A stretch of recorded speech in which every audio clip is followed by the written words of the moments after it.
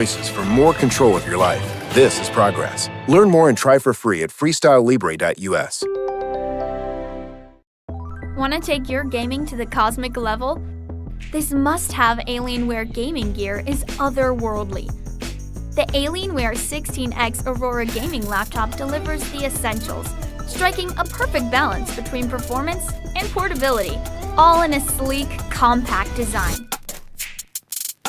The Alienware 18 Area 51 gaming laptop shines bright too, offering the ultimate gaming experience. It's engineered for maximum power, but keeps it cool with the newly designed cryo chamber structure. It focuses airflow. Okie dokie. Let's see. Okay. So, hello everybody. It's me, Francisco, joined by my good buddy Charles here. This is Sports Goose 212. I've titled it SummerSlam Bam. Thank you, ma'am. So accurate. Okay. Yeah. So went through that, and yeah. So I mean, as far as this episode's concerned, we're gonna have Charles's SummerSlam review. We're continuing our journeys as far as gaming is concerned. Charles is still with Death Stranding at this point, and I've completed now forever. Yeah, I've completed Donkey Kong, and I've taken a break from it actually. I think after about 50 hours of playing, I think I finally needed a break from the game itself. There is an end game or post game stuff afterwards, and there's I guess 100% ending, which I'm close to getting. There's probably like 100 more bananas after you complete the main story, and then you'll have a post game thing, and you can get extra bits just like in Mario Odyssey. So I'll probably just chip away at that, and if I'm just feeling lazy, I'll just watch it on YouTube. So yeah, and get the satisfaction through that. But I did get my money's worth from this game, Charles. It's just so weird to me, and you guys have to understand, I'm in that phase. It always happens near birthday, but every year comes by, I feel a little older, right? It is strange to me that I'm hearing you have a Donkey Kong game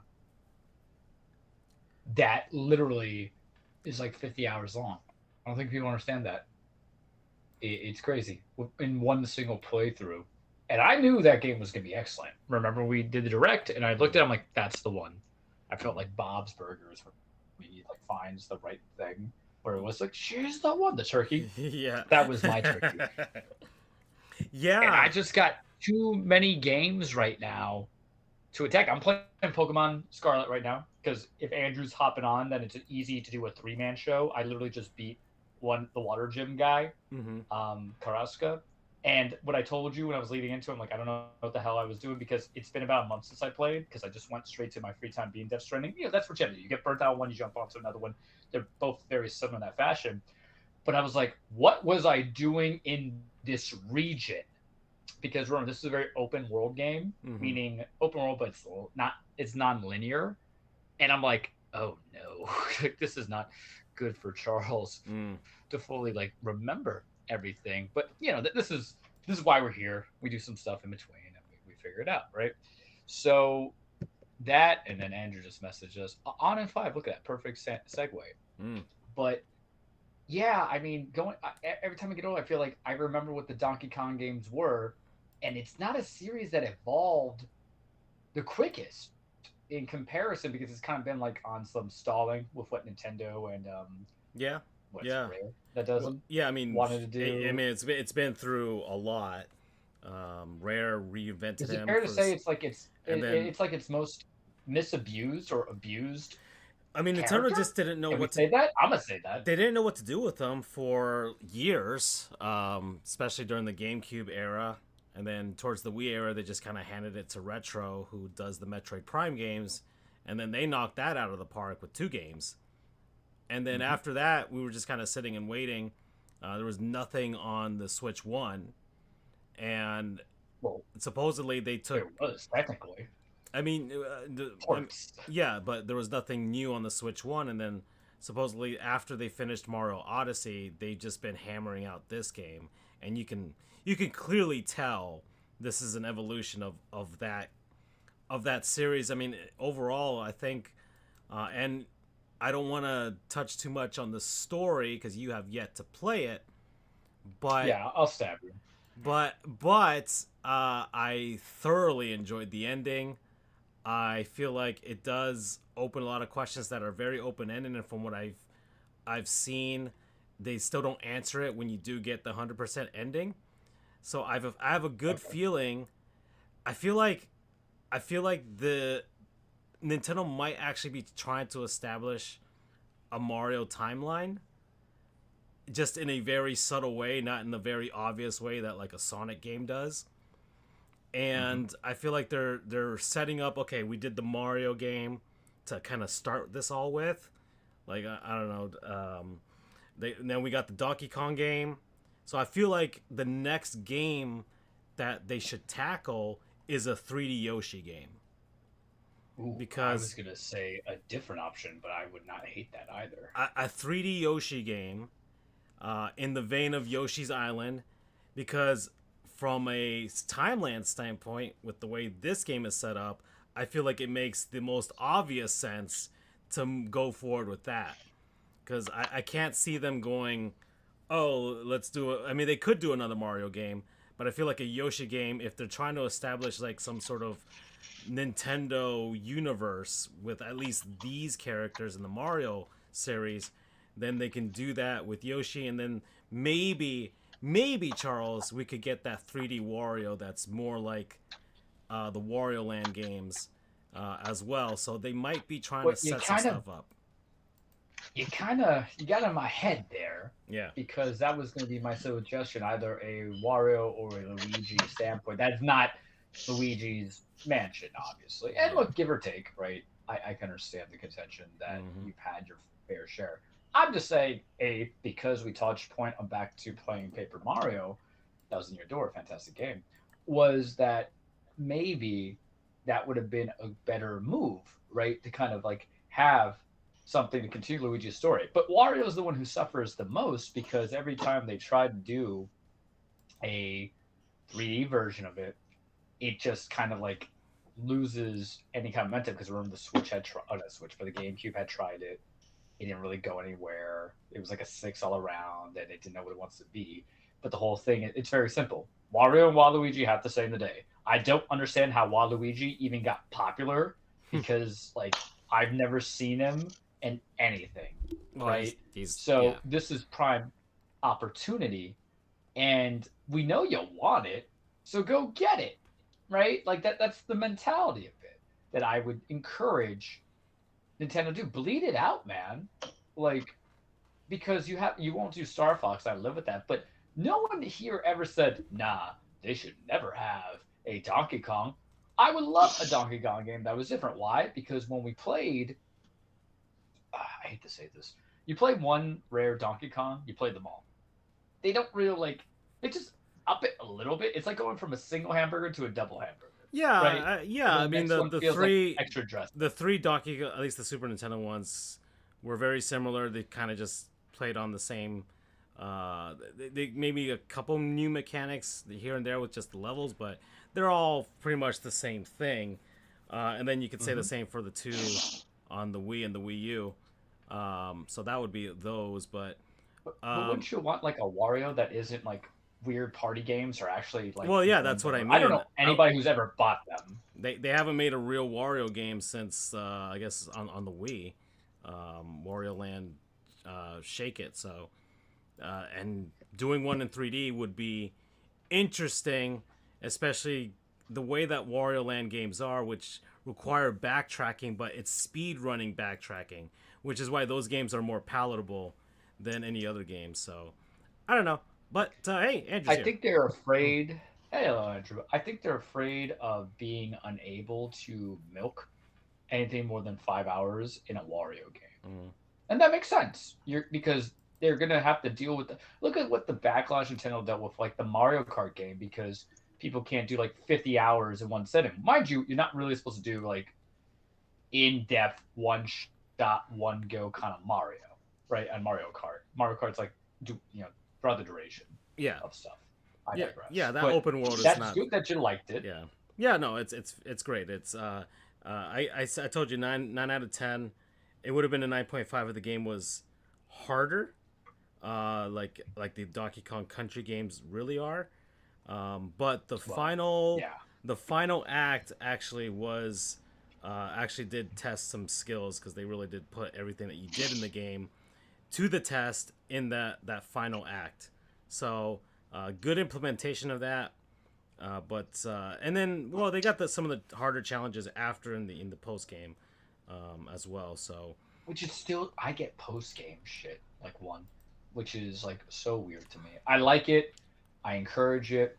You guys just gotta understand I'm old as hell, and it's just weird to see this style game because when I say Rare and Nintendo had a like chokehold on how those games were played, it was 30 years worth of it, mm-hmm. right?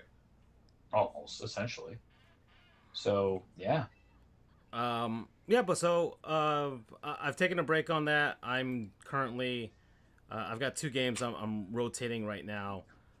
Jurassic World Evolution 2, which I'm doing with my nephew, and once again having fun with dinosaurs, and then I'm also doing Space Warlord Organ Trading Simulator, which is fun. Which is fun. You trade organs and hearts and eyeballs and nerve endings and so you're a doctor from Miami. Is that what you're telling me? yeah. So I had to do it. yeah. Set So themselves up there. but it's an interesting game. It's a weird game, and I haven't had a weird game this year so far. So on those indie games. So I've kind of been craving for it. So I need something a little different, and it tides me over because the end of this month we've got 2 games, Charles. We got Metal Gear Solid Delta, and we've got yeah, and then we've got Kirby's and the Forgotten Land, which I have not played. I've played some of it with my nephew. I've beat the final boss with him, but I haven't actually played the game from start to finish. And I'm like so annoyed that I didn't. I traded that game in, but I could have known they were gonna do the whole thing. yeah, no, Could you? no. I mean, nobody expected Nintendo to just kind of like, oh, let's just add a bit more to this.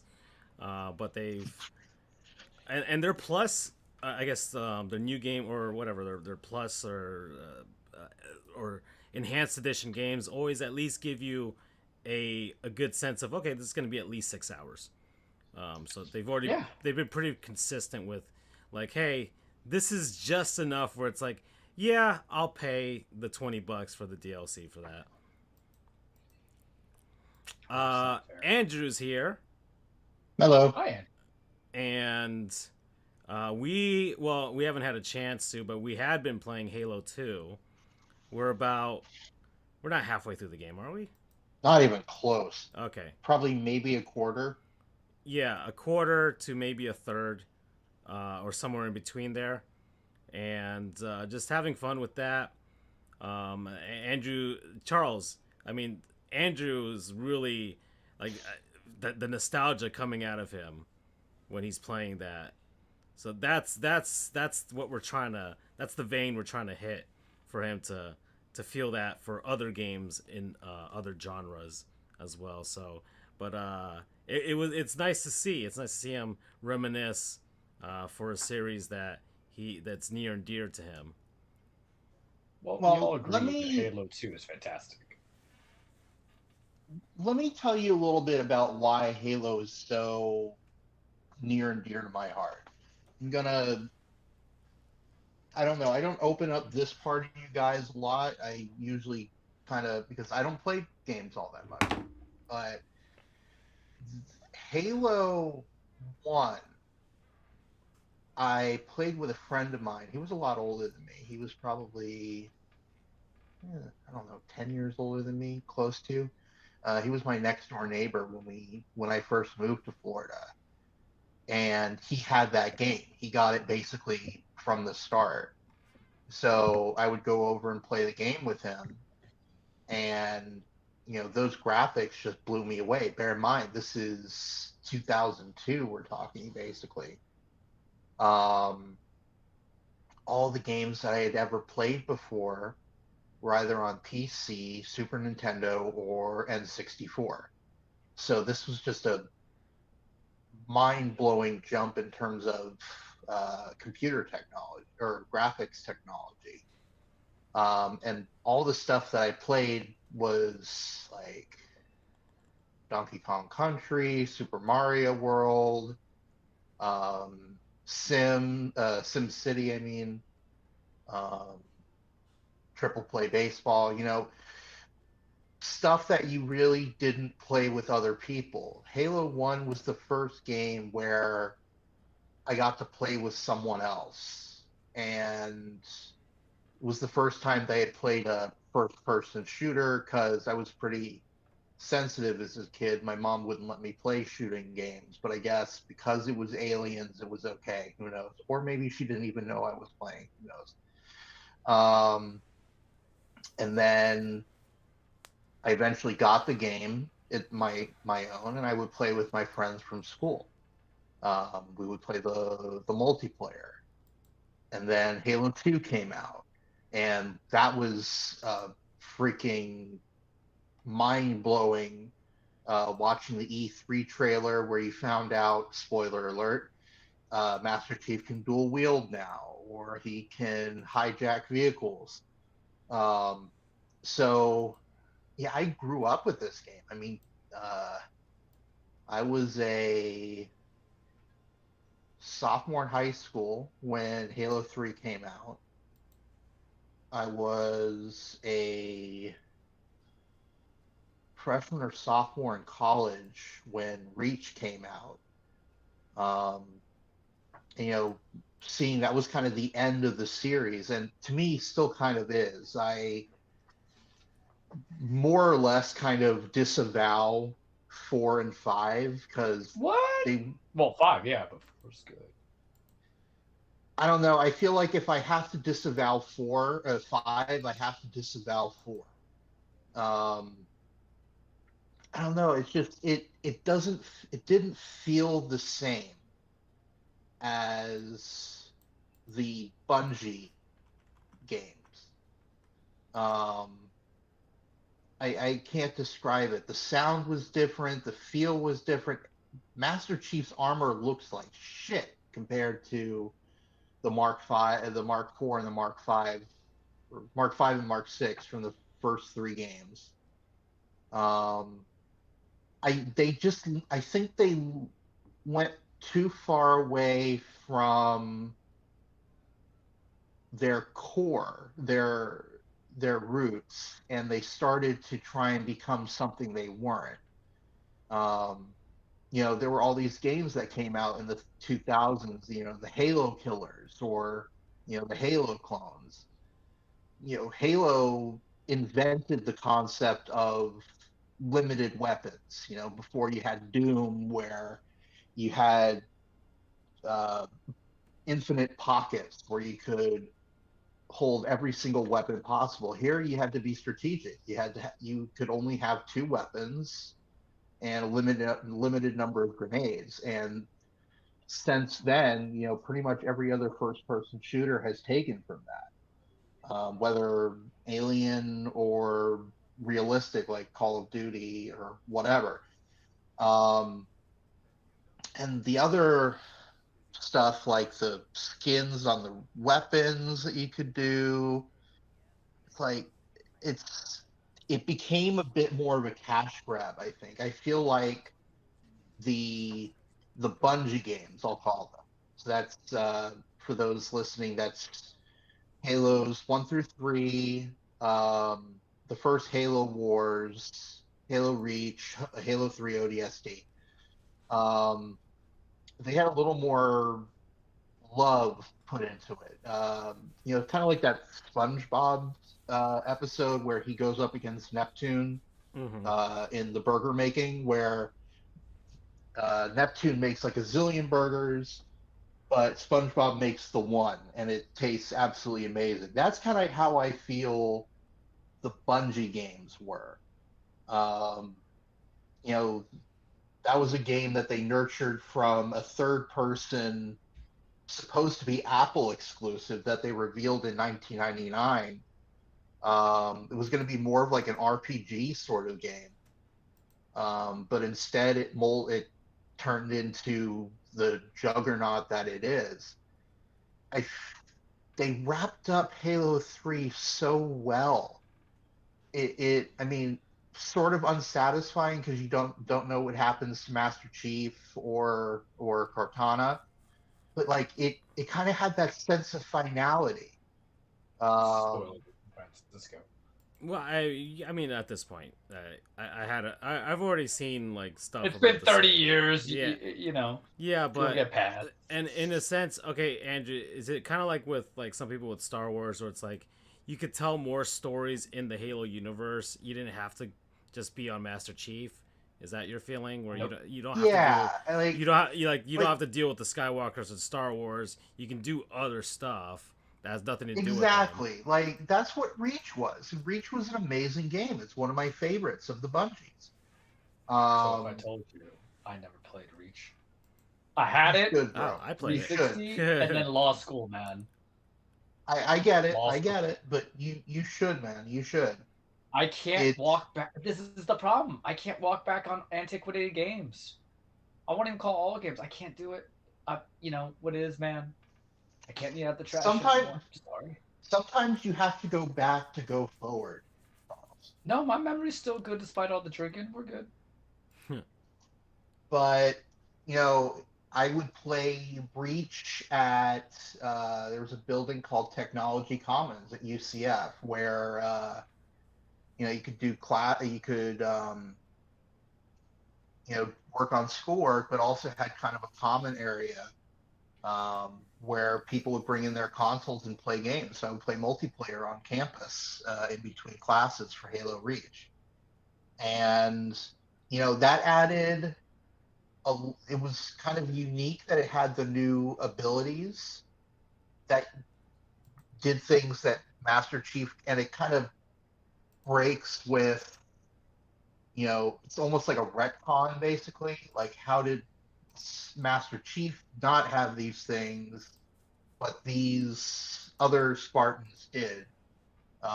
Francisco, you know exactly what I'm talking about.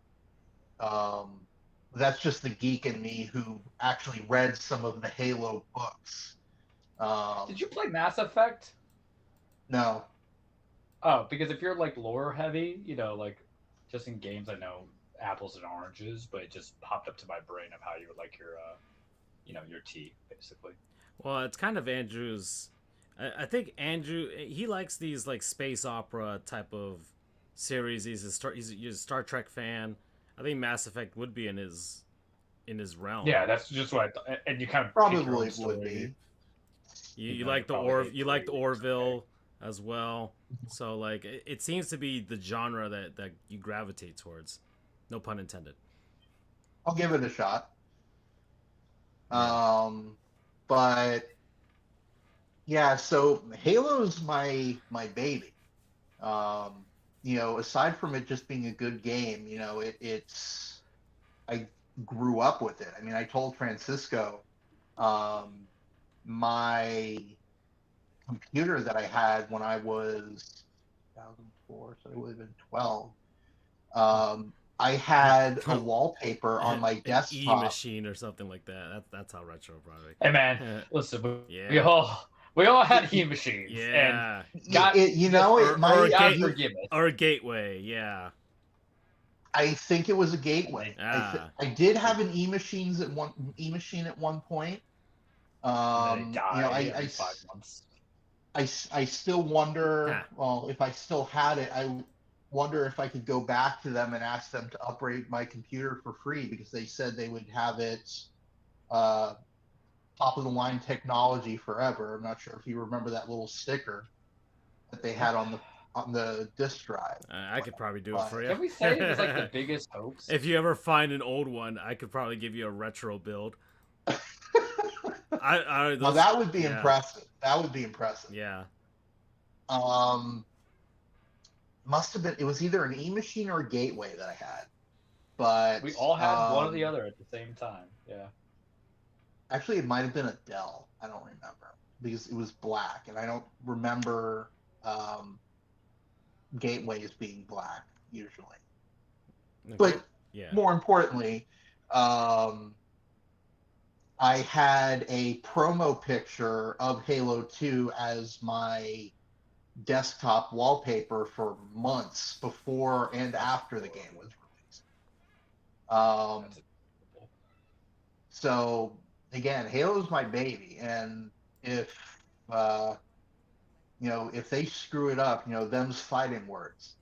So that's and to Francisco. I don't know if you've seen any. I could send you some videos of people saying how much they've ruined the franchise.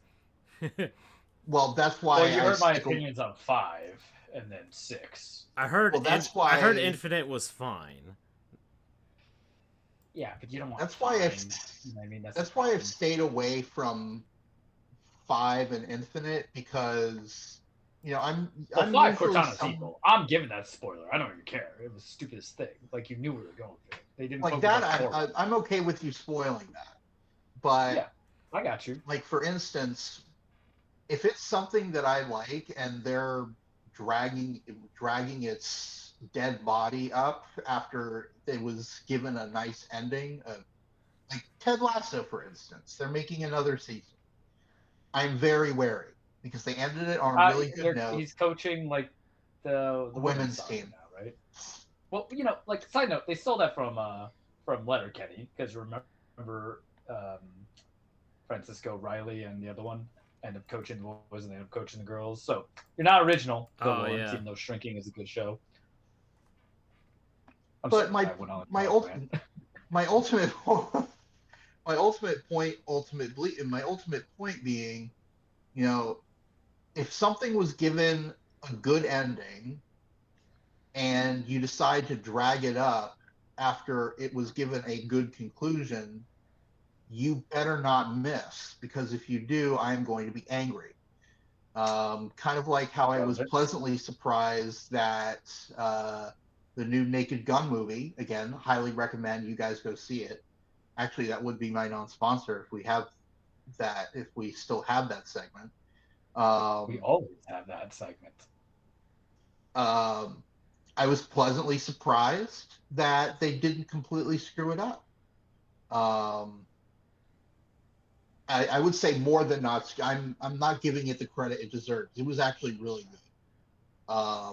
But in cases like that, I go into it very wary that it's just going to be a cash grab. So I did seek out reviews of what people thought about 5 and Infinite, and the fact that it was almost universally seen as bad. I'm like, nope, not even gonna bother trying to play it.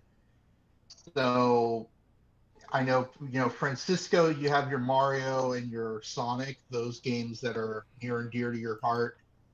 Well, Charles, the Sonic series is they've It's an abusive relationship with Francisco. Yeah, I'm ride or die with Sonic the Hedgehog, no matter how awful the games are. The only game I haven't really actually played is Sonic 06. I've never played it. And then everything else, for the most part, I've at least dabbled in. So, anyways. But that is Halo to me. And I suck at multiplayer playing against real people because, unlike them, I can't spend hours a day training to get better. And I've not had internet access, so I can't play online with people on a regular basis. So I suck in that regard. But in terms of in terms of campaign and playing locally, I'm not that bad. It's probably the best All right, game. straight up, are you guys on legendary mode with the skulls on or off? No, yeah, I'm not playing with that. It is a bend over challenge. I mean, the one, so the Master Chief Collection has all sorts of options for like how you want to play the games. Nah, Charles, I am never, ever, ever going to go lasso. Never. It's That's the thing I with just shooting can't. games. If you make the game's difficulty hard, all your enemies are doing just bullet sponges. And out of all games, if I'm headshotting, it shouldn't take 60 tries. You know what I mean? Like I want some like some immersion in there. And I agree a lot with what, and I'm going to steal this for a second, Andrew. I won't go on a long diatribe. It was a good series. It was our high school series for a lot of stuff, right? Coming into it. And you had asked me what I thought like the best soundtracks were. And my opinion still holds that they all sound the same. Because it is really the same 3 songs when you come into it. But it's just damn good stuff. And I think for me, Halo 1, me and my buddy, I think the last time I actually played it was when I went to the Carolinas like 7 years ago. Tony and I just kind of like, we had nothing to do. We're like, yeah, let's just go do it. But I remember borrowing Ben's to play with Weinberger for a high school weekend. And then 3, I'm mixed on 3 sometimes. I actually liked ODST more in the grand scheme of things of what 3's story was telling you. But 3 was fine. Didn't get to talk about Reach or play it, so I can't talk about it. I liked 4 just because I think it gave me a more sci-fi story than a combat militaristic sci-fi story, if that makes sense. But they dropped the ball definitely on not going. I still encourage you should play 4, Francisco, but dropping the ball on like 4 runner and everything they were going from there. And then once I read everything about 5, I'm like, nah. You're losing me when you go sentient AI leading into all that stuff and just throw away 4 runner stuff. But I remember, I guess we'll call this a nostalgia episode. I remember all the controversy came out of 2 because you have to play as Arbiter. And so people were annoyed about it. Mind you, do not watch the Paramount show. I did not watch it. I watched like the trailer. Yeah, I watched the trailer. I'm like, that's all she wrote. But it was one of those games, much like I would say Borderlands was for me, where you have more pleasant experiences because of what you could do with it individually and with your people. Not a lot of games in those co-op campaign days really kind of do that. So those 2 come to mind. And of course, Army of 2, where me and my buddy Steven would just like play on that PS3, man. Come over, drinking some, Hawaiian punch, right? And then you just do that. So yeah, I think Halo is always gonna be something that it's not something I think back on like gameplay wise or cutscene wise, but there is a romantic aspect of it. Absolutely, 100%. As I was mentioning in our group chat, there are certain. Sorry, I'm playing a game and had a quick time event. What are you playing? Yeah, hold on. Wait a second. Whoa. Nah, it's MLB The Show. Sorry to disappoint you. That's fine. Charles got excited. It's still fine. He's a little bit out of breath. I'm still excited. He's a bit out of breath. I know. I feel like I'm 15 again. I felt a little stuff there. Although I have been meaning to play Max Payne at some point. Don't. And I haven't even played that. Dear Lord. Listen. Again, these are Charles. I tell you, these are games that I wanted to play growing up, but either couldn't afford, whatever, didn't have the time to play. So these are games that my friend had that I watched him play, but I didn't get to play myself, like Kingdom Hearts. That was a game that he had that I watched him play, didn't get to see him finish. And I'm like, okay, now I can finish it. I can play it and finish it myself. If you were right in front of me, I'd kiss you on the mouth right now. Because you just said 2 games. Because you said, hey, Francisco, you have your Mario and Donkey Kongs. I have those too. I feel very attached to those. But I feel, as you guys know, attached to Kingdom Hearts and Max Payne. Granted, I didn't play all the Kingdom Hearts games because, listen, y'all play it too much, man. I'll just watch this. You needed like a Game Boy Advance and Nintendo DS if you wanted to get all the good stuff. Yeah. And then I tried Chain of Memories and it was ass too. But yes, sorry. You got me just too excited here. Especially for the Max Payne, because we know that's a gateway drug to something else. I don't shut up about that. You guys understand the chat. Like, realistically, sometimes what happens, I'll just send stupid gifts to guys because I'm dramatic. Playing the Colombian Argentinian me. And it'll be like Max when he's like 1 or 2. And then there'll be just like him when he's fat in 3 with a beard. But it's so funny because I threw that in my other chat of the movie starring Mark Wahlberg and Ludacris was in it and Mila Kunis, and it was just a god awful movie. But my other friend was a huge Max Payne fan. That's probably why I like it, Ross. Just fling it. Happy birthday, early birthday to him, by the way. But fling it to him and like, remember this? He's like, oh god, it was so atrocious. It really was. Don't watch it, please. I'm trying to think. There was another game. I'll see if I can look it up. Let me see. There's another game that he had, my friend had, that was really cool, and Are you guys gonna see this movie, Good Boy? Huh? never heard of it. It's a horror movie shot in the perspective of a dog. Oh, no, I can't do that, man. I'll cry. I'm gonna watch Weapons though. Yeah, Even they though they Ross say is that great. it'll do that to you, and I'm like, oh no. No, Okay, I'm gonna so- watch Good Boy, because I'm gonna like attack every person who hurts their animals. Mhm. So here are a couple more games, guys, that are kind of on my, back of my bucket list that I would want to play. Eve of Or Extinction. fandom show, everybody. Yes. Okay, yeah. So That's a Eve of Francisco one. Extinction, and I'm sure there are others. If I think of more, I'll tell you in the group chat. The Bouncer was another one. Can't say I recall that. Was it a it PS2 game like ball beat 'em up? PS2. Yeah. Okay. All right. My brain's he- still going. My friend had a lot of PS2 beat 'em ups. He also had Final Fantasy on PC, I think. Or no, it couldn't have been. It's so weird. I like the Kingdom Hearts games, but me and my buddy, he was actually just replaying a lot of the Final Fantasies. I just find that like, you know how like there's people who like anime and manga, and then there's like the show and stuff, and there's that really weird one. Mm. But there's a lot of people who like the really weird one, not the weird stuff that Francisco would watch or read. I And watch then me, slice y'all of know I'm life. just standard stuff. I watch slice of life stuff, and But like, we're talking about even past and a slice of life. We're talking about few- people who are like, and a few isekai type of stuff, you know.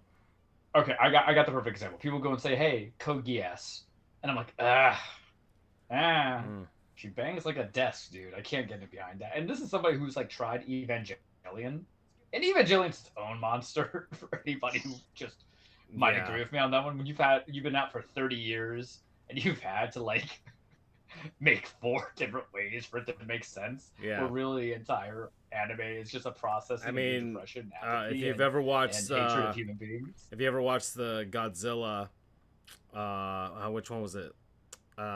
Shin Godzilla. Yeah, that's that guy. And if you read like what he really wanted to do with that, it's like, yeah. he was gonna get really weird with it. Yeah. Like We're Godzilla's a culture show. Godzilla's guys, skin but was we're supposed bringing to some stuff here. Godzilla's skin was supposed to come out, and then he was gonna be like a hot woman, and then it was weird. And we love how do I want to preface this, because I don't want to get canceled these days, especially in a new position. We love all ideas and cultures and then individuals, but some of y'all should never touch a pen or paper if your life depends on it. I have to be more PC now. and this man's playing Death the new Stranding, job.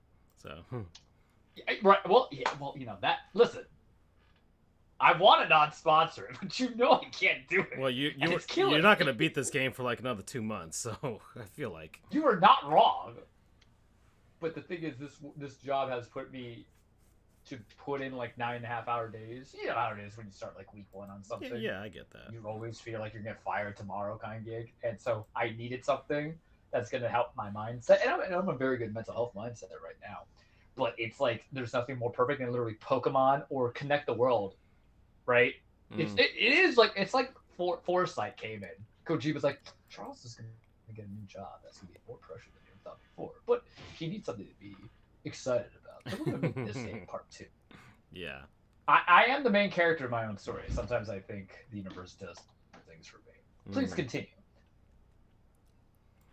Let's see. Was it on me or I don't know. I I don't know, think you, just- you were listing a bunch of some games. Charles and then rants are a dangerous thing, but and you guys know that because I can take us somewhere that we don't want to go. So, well, I mean, as far as everything else is concerned, so yeah, that's what we've been doing as far as playing some games and stuff like that.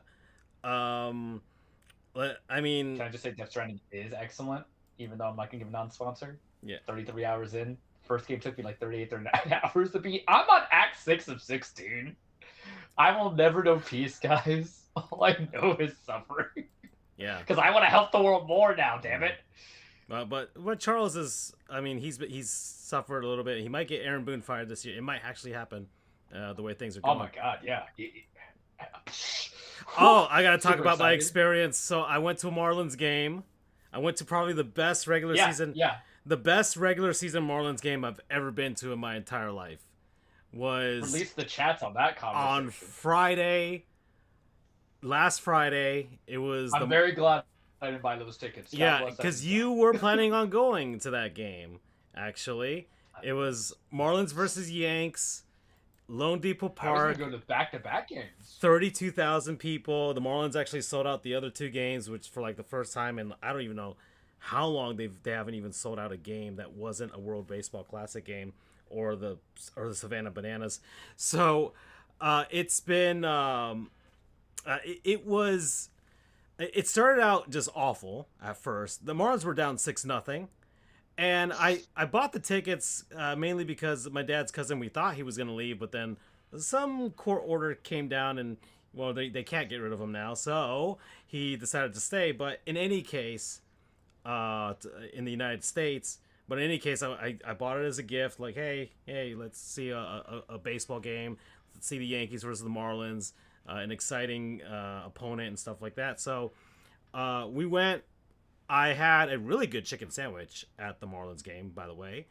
So they have two different chicken stands there, Charles, and Andrew. So It's like one classic and one like Nashville hot kind of gig. so okay, That's what I remember. Yeah, so they have two, and they're not. You're a food show, guys. I just need you to understand that because when it comes to food, I am all yours. So they had two different chicken stands there.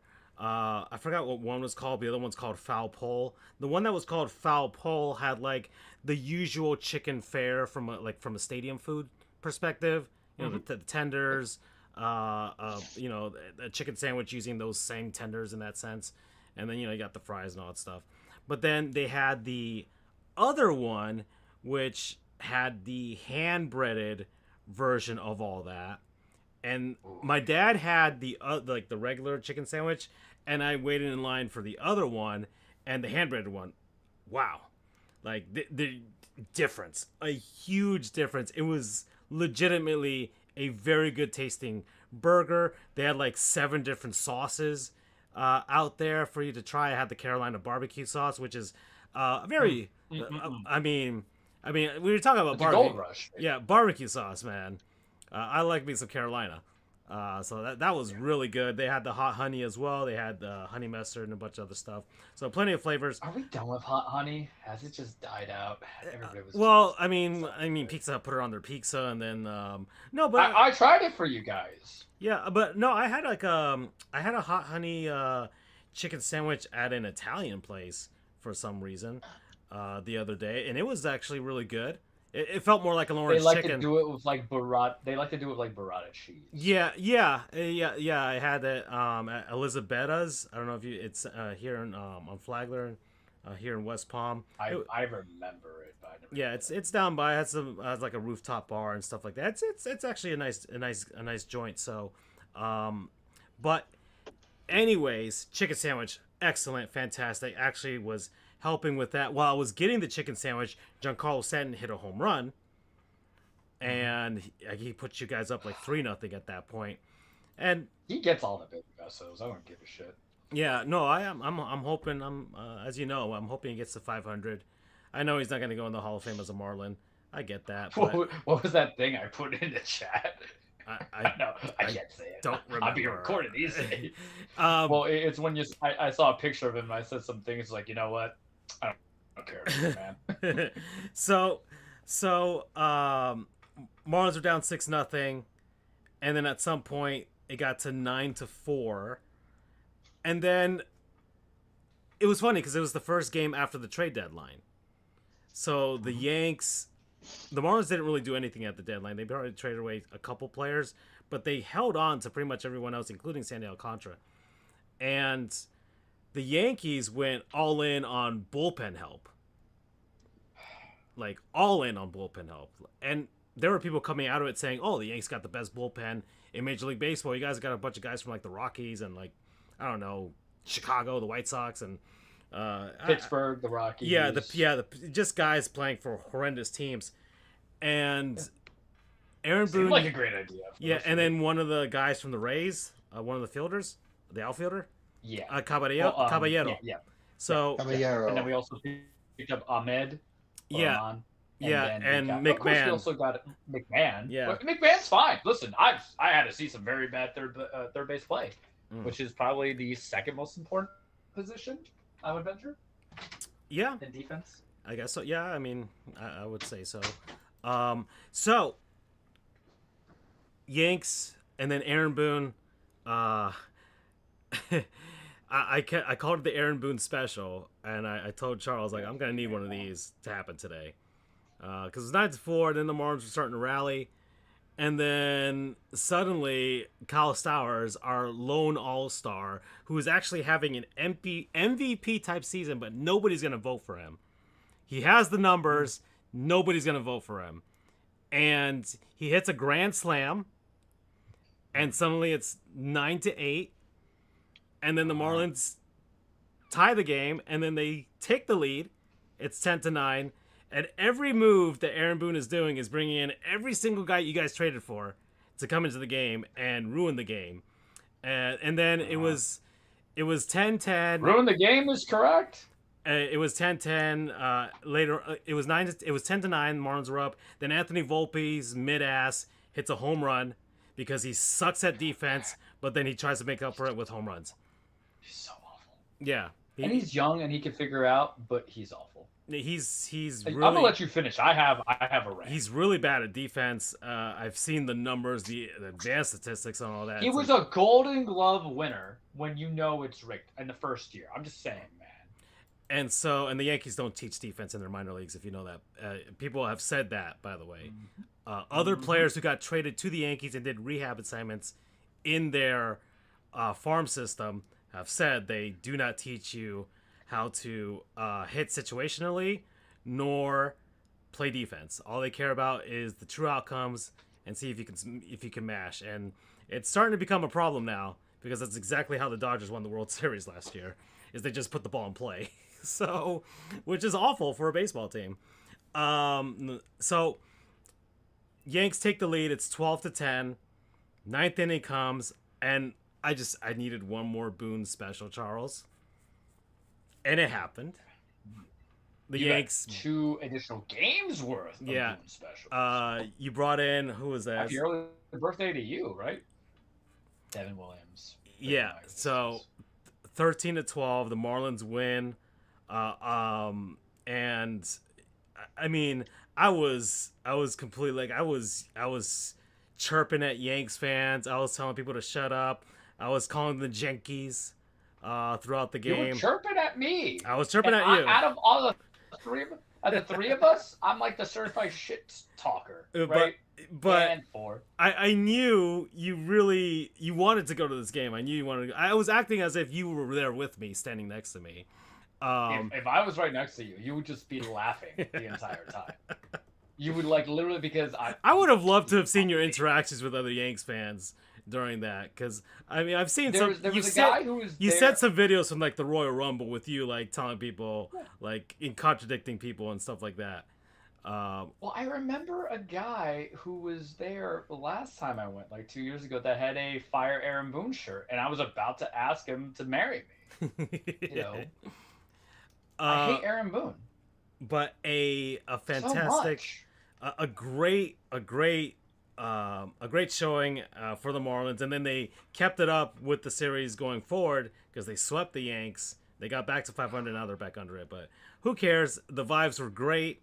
I'm back on this wild card race now, and man, people are. I mean, it's August. I get it. I'm sure the Yankees are gonna right the ship somehow, but if they don't if they do not, Charles, or if they make the playoffs as a wild card and lose in the first round, then, it might finally start adding some fuel, because you need Aaron Boone to lose that locker room.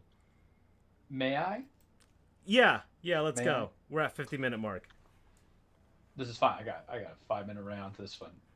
2017, 2018, fine, dude. It was yours, right? Take it in that sense. I have been saying that Aaron Boone inherited a well-disciplined rollover team that Joe Girardi got before he was fired, because Girardi believed in accountability, and he also didn't play with stupid-ass lineups, 5. And what you have seen was the devolution of a culture. I legitimately think Aaron Boone doesn't know how to manage. And I'm not saying that every person who has a non-managerial role, whether it's not in AAA, AA, single A, anything in the minors, or if they're just learning under the wing. But you got to remember what this guy was doing. He was on ESPN. I guess he's handsome for a baseball player, but no one's more handsome than Giancarlo in my eyes. And he's got a nice sounding voice, kind of soothing. Doesn't really put you to sleep when he was doing the commentary. Look, David Ross got a job. Boone got a job. It's so funny that they make it seem like he was this Yankee great just because he kind of popped this out to get into 2003. When, like, if you want to give me a guy who was kind of like a Yankee dude, but kind of loved, Aaron Boone was kind of a journeyman. If I had to say it like that, I'm going to say it like that. Why as well just find out where Tino Martinez. His biggest contribution to you guys was getting injured, so you guys could trade for Alex Rodriguez. Yeah, fine. I don't know, Francisco. I don't know. He did walk them off to the 2000. Yeah, but then they don't get A-Rod if he doesn't get injured. Because we're always going to get A-Rod, brother. Really? Okay. All right. Yeah. I'm confident with it. Because that's when, George was alive and in charge. But my complaints with him have always been like, I don't think this guy has situational awareness. And look, what do I know about baseball, right? What do I know about baseball? But there's some things that you could just tell on a guy's face, and I've seen it for almost 7 years, where Boone will put a reliever out there, and that reliever will look like he just had, like, Charles after a hard night drinking and then Taco Bell diarrhea. Like, you look at the face, and you're like, oh, no, he ain't ready. And that was just, like, personified in the weekend series. And what happened that bothers me so much is that because he's been able to find a small modicum of success in going to the World Series, which it was, I still hold on to this day, a winnable series if it was well managed. But he puts in Nestor Cortez in game 1. And then Judge flubs a little bit. And then we come back. It's not even a gentleman's sweep because the Dodgers were going for the kill shot because they had a legacy that lived up to just as much as ours, right? But if you gave me a different manager, you really had something special, in my opinion. I was asking for Rick Renteria to be our manager 5 years ago when the White Sox fired him. And it really just comes down to, if you know your guys are just dinger hitters and you don't have, and they strike out too much. It's not like Giancarlo, who I give it like a lifetime pass. I always have. But like Volpe's really bad. You need to sit Volpe. He plays the hardest position defensively, in my opinion, being a shortstop. And then he just has 15 errors. And I don't care if he has home runs. Grisham, 19, 20 home runs. What are we doing here? And then Judge got hurt, and it's going to take some time. And it's like, what is his finger on the pulse? And Judge had even like that elbow pain leading into the prior series that he fully got hurt. And I'm like, what are you doing? And his response, he just likes to chirp at the umps. And they think he's built for New York media. And Joe Torre was built for New York media. Girardi had played in it more respectively because also dealt with the youth so he can handle it. I think he just likes to be a clown, but he doesn't realize we're kind of laughing at you as the joke and not that you're being the joke.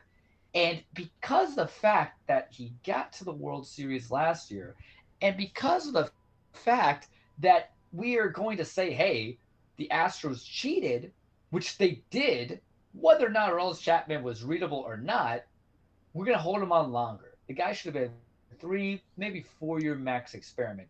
And the problem is, there's a guy who I would want wholeheartedly to be the proper successor for Charles and his New York Yankees. So I think kind of like be honest with the team and galvanize the team, and then not like just give up on. Sometimes you just can't give up on closers too. We understand that because you're going to tire them out. And what's going to happen next game? But Skip Schumacher is just chilling somewhere because I remember he took like a manager of a former Marlin. He's in Texas as like a consultant or something right now. Ah, my God. And I'm just like, that's who I want. That's who I desire. Because I think he hits that genetic makeup of like, he's not going to be a yes man, but he's going to be a guy that's going to say yes to his players. Because there's that, still I was an old timer a little bit. And then I get Aaron Boone, and guys, legitimately, I've stopped watching. I've just stopped looking at the standings. I really don't care. And when have I done that? In the times I've had to, I've been Mr. Baseball out of us for the last several years, for the show, for everything, and I just can't do it anymore. Like, okay, you got banged up by the Blue Jays. I said they were actually going to be very good to a former coworker of mine who is a Blue Jays fan. I just saw a pen and paper, like, no, they're going to be fine. Whether or not Shane Bieber is going to be that dude, we'll see when he comes back, assuming. And then Pokemon just stuttered and crashed on me. But like, I just like the trades were fine. I'm fine with McMahon coming in. The running joke that he's Vince McMahon's nephew kind of cracked me up. He's not. But we're fine with McMahon. But Gil, like, I don't even know if you put Gil out there too early and just came up. And I'm like, why? And then, like, Cashman's also the issue, too. And the thing is like, I can live or die with Cashman. Stay around. I know some people are like, no, blah, blah, blah. But with Cashman, the idea is, like, you got to hear me out on this. With Cashman, if you fire him, that's fine. However, in his time period, he has traded for a lot of decent guys.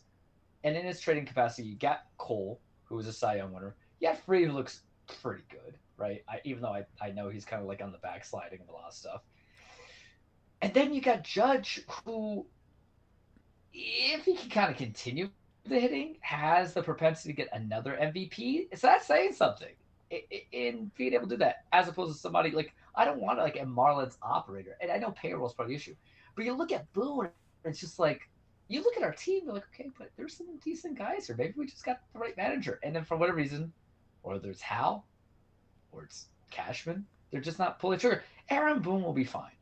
He is not going to jump off a cliff because he gets fired by the New York Yankees. If Billy Martin survived like 5 hirings and firings by the Yankees, Aaron Boone and his milquetoast face with decent voice is either going to land back in commentary or go manage another team.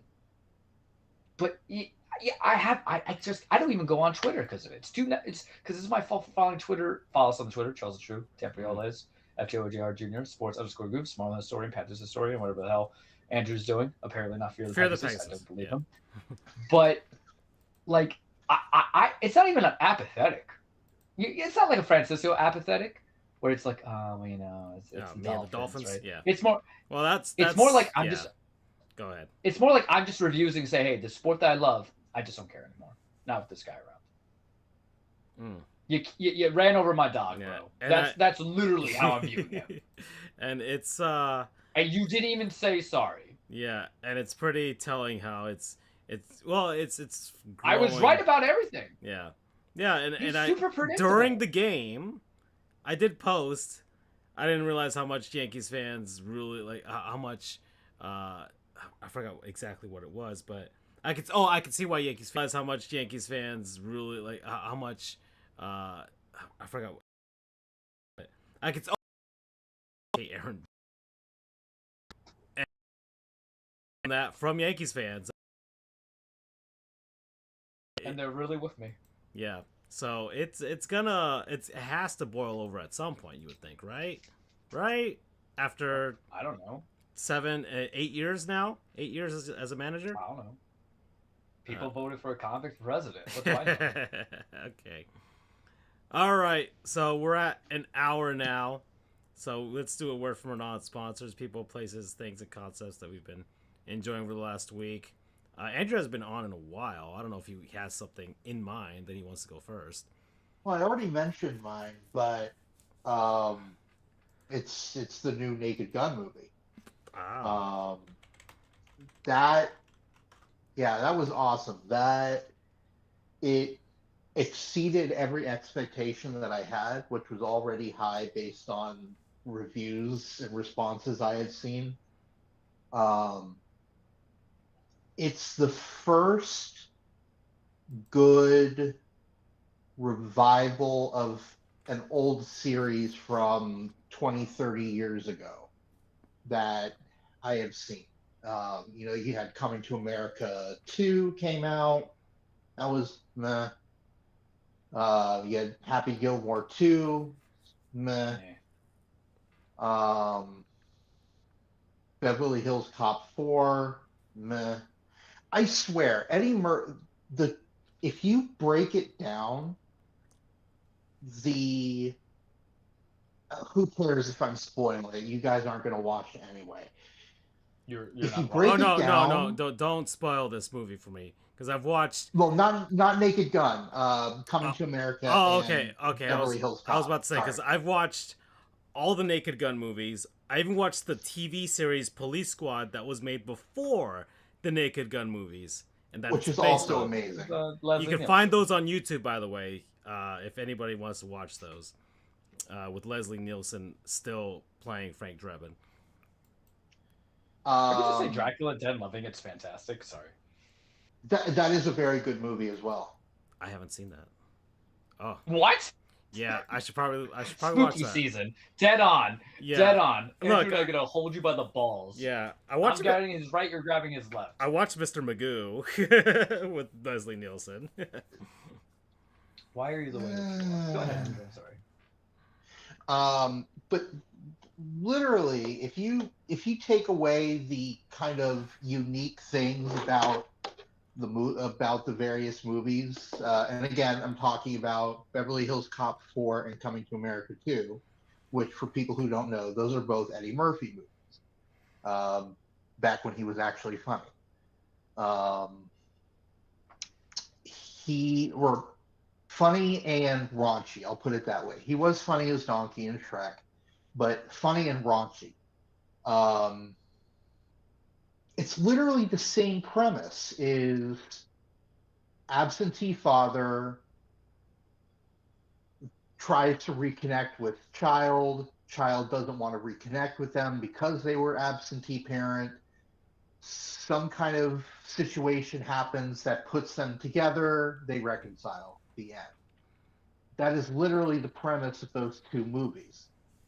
I don't know if I don't know if he had some sort of subconscious itch that he wanted to scratch, that, oh, I was an absentee father as well, so this is my way of making it up to them. Because that's crazy to come up with two movies with the same plot. Either that, or he just knew that people would watch it. I don't know, but those were obviously cash grabs. They were made for the sake of being made. So this movie, I guess that Seth MacFarlane produced it. Like they definitely respected the source material. Oh, I wouldn't just say respected. It was well, and first off, the director in the movie, kind of that spearhead, is one of the three guys from Lonely Island. Akiva Shriver, Akiva Schaffer. Akiva Schaffer. He was one of the three from Lonely Island. Andy Samberg provided a voice in the movie, by the way. But yeah, Schaefer, McFarlane were kind of the two big people. Again, it gives me a little bit of hope for the new. Well, I'll get to there in a second, but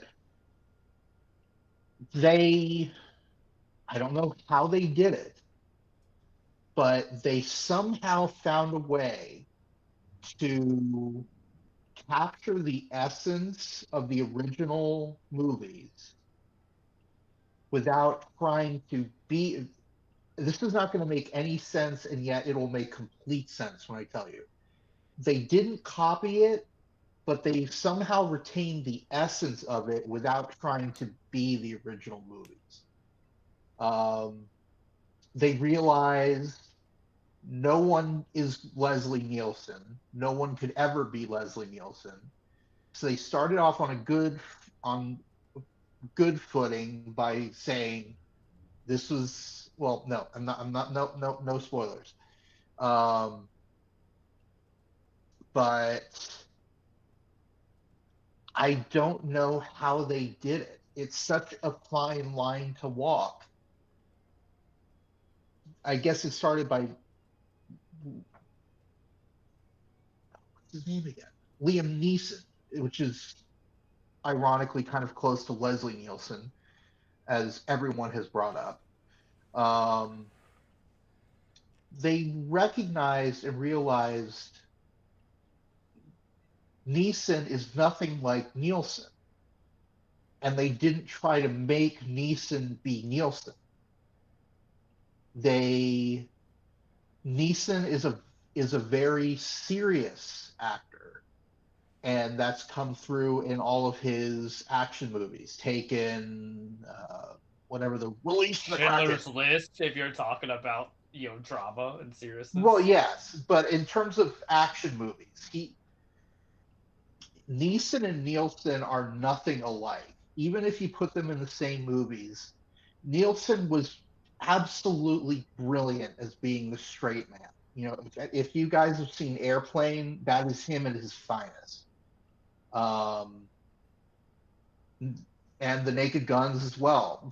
He's incredible at this line of in the Naked Gun series. He's incredible at finding this line of being straight and serious, while also kind of at times coming off as a bit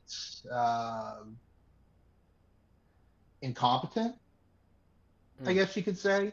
That was kind of the hallmark of The Naked Guns. And that is something that Liam Neeson could never be. In his core as an actor, he is the uber serious type. There's not a chance that he would be able to replicate Leslie Nielsen. And they didn't make him. They let him do his thing. They retained enough of the spirit of the original, but didn't try to force it to be the original. Does that make any sort of sense? Yeah, we got it. And it gives me hope that maybe the new Spaceballs movie might be good. Because even though he's not directing it, it still involves Mel Brooks. Did you watch History of the World Part 2? I have not. Yeah. Better hope Mel doesn't make it before that release date, all I'm saying. What's that? I said better hope that man doesn't make it to the release date, just saying. Ugh. It was rough. But also, that's a tough slapstick satirical parodies are kind of tough in 2025 because everybody wants to be satirical to begin with. Everybody thinks there's biting sarcasm in every little joke, but it really, I get what Andrew's saying though, where like if you nail down like that select kind of genre, you got something special. So I have a slight glimmer of hope that maybe they would be able to pull that off. But that being said, I don't do this often with movies anymore in theaters, but due in part to the fact that movies are super cheap on Tuesdays. By the way, I guess a side non-sponsor would be Regal Theaters, who offers $6 movies, not including tax, on Tuesdays. I am strongly considering going to see it again in theaters. It is. Well, I mean, the Naked Gun movies are meant to be rewatched as well, because it's not just what's being said, but it's also the sight gags as well, the background. Right. So you have to rewatch it to see some of the jokes that are in the background as well. And more than just that, I have not heard any sort of like, the last time that I heard any sort of real crowd interaction um, at a movie was seeing Avengers Endgame in 2019. And you guys know the scenes I'm talking about, where you like, I don't know where if the Francisco audience, does. I know the scene. where everyone's Francisco, cheering please. and applauding. I cried in that movie twice. I don't usually cry in movies, but the music and the crowd is like, oh, beautiful. There has not been, I have not been to a movie since then, and I haven't gone to movies all that often ever since COVID. I try to be extra careful. But being in that crowd with the laughing, it so added to the experience that you don't get at home.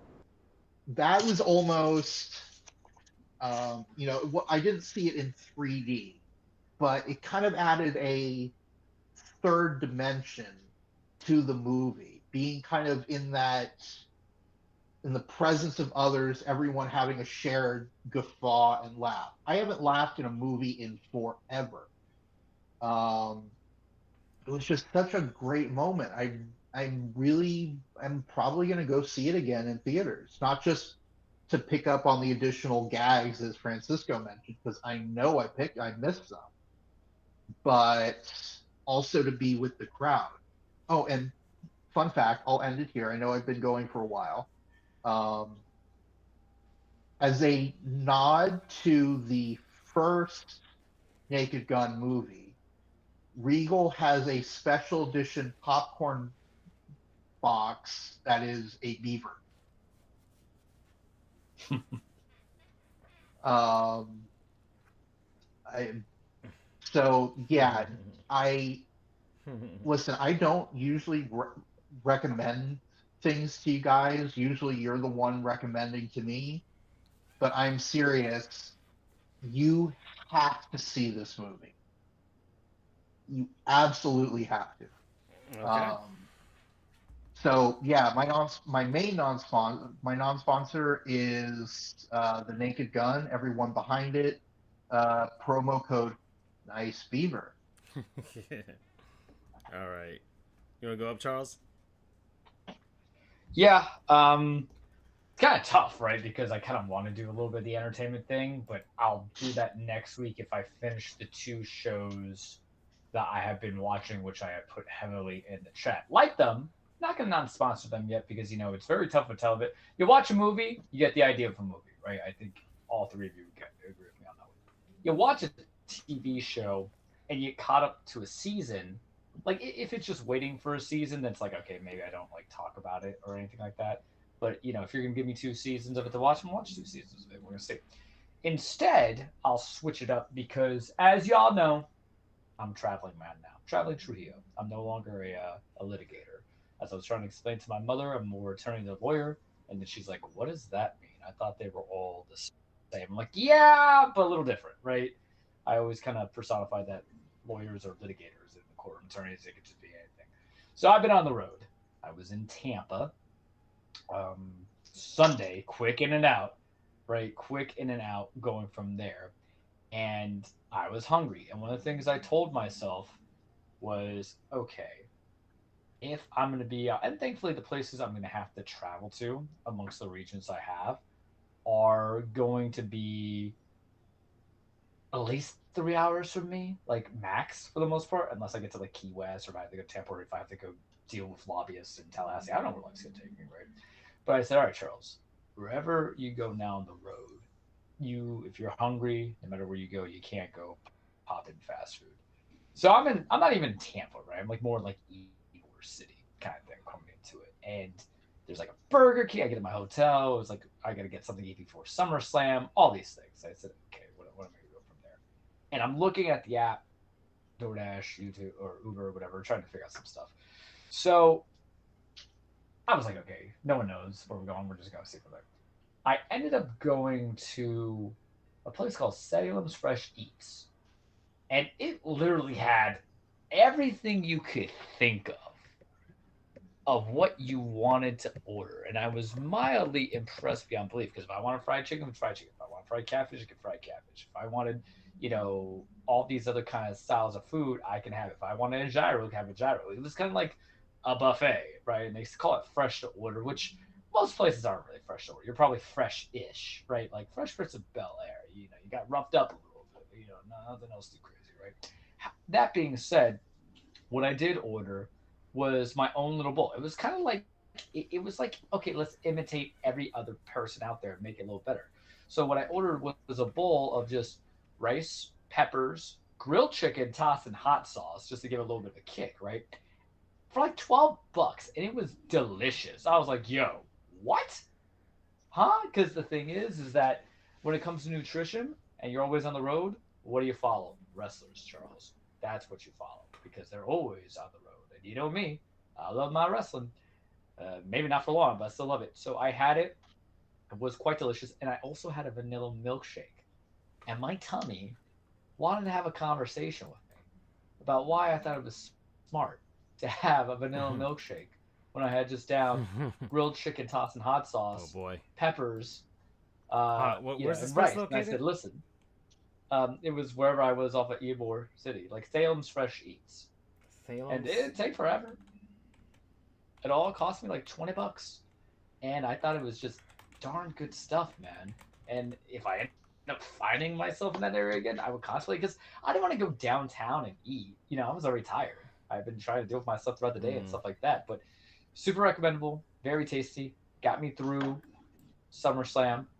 I was very happy. And, it was a good start point to how I'm trying to curate my appropriate eating. So Salem's Fresh Eats, go try it out if you're in that section. They're spread out.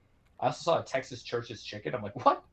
I've got the I menu, know about that. I've got the menu up here, so impressive, right? Yeah. So, where are they? Just in the Yeah, it's Winter Haven, Bradenton, Tampa, Lakeland. But that's I guess the closest would be to Andrews and with Winter Haven and Orlando, I guess. But ironically, God has punished me to where I have to go to Winter Haven at times.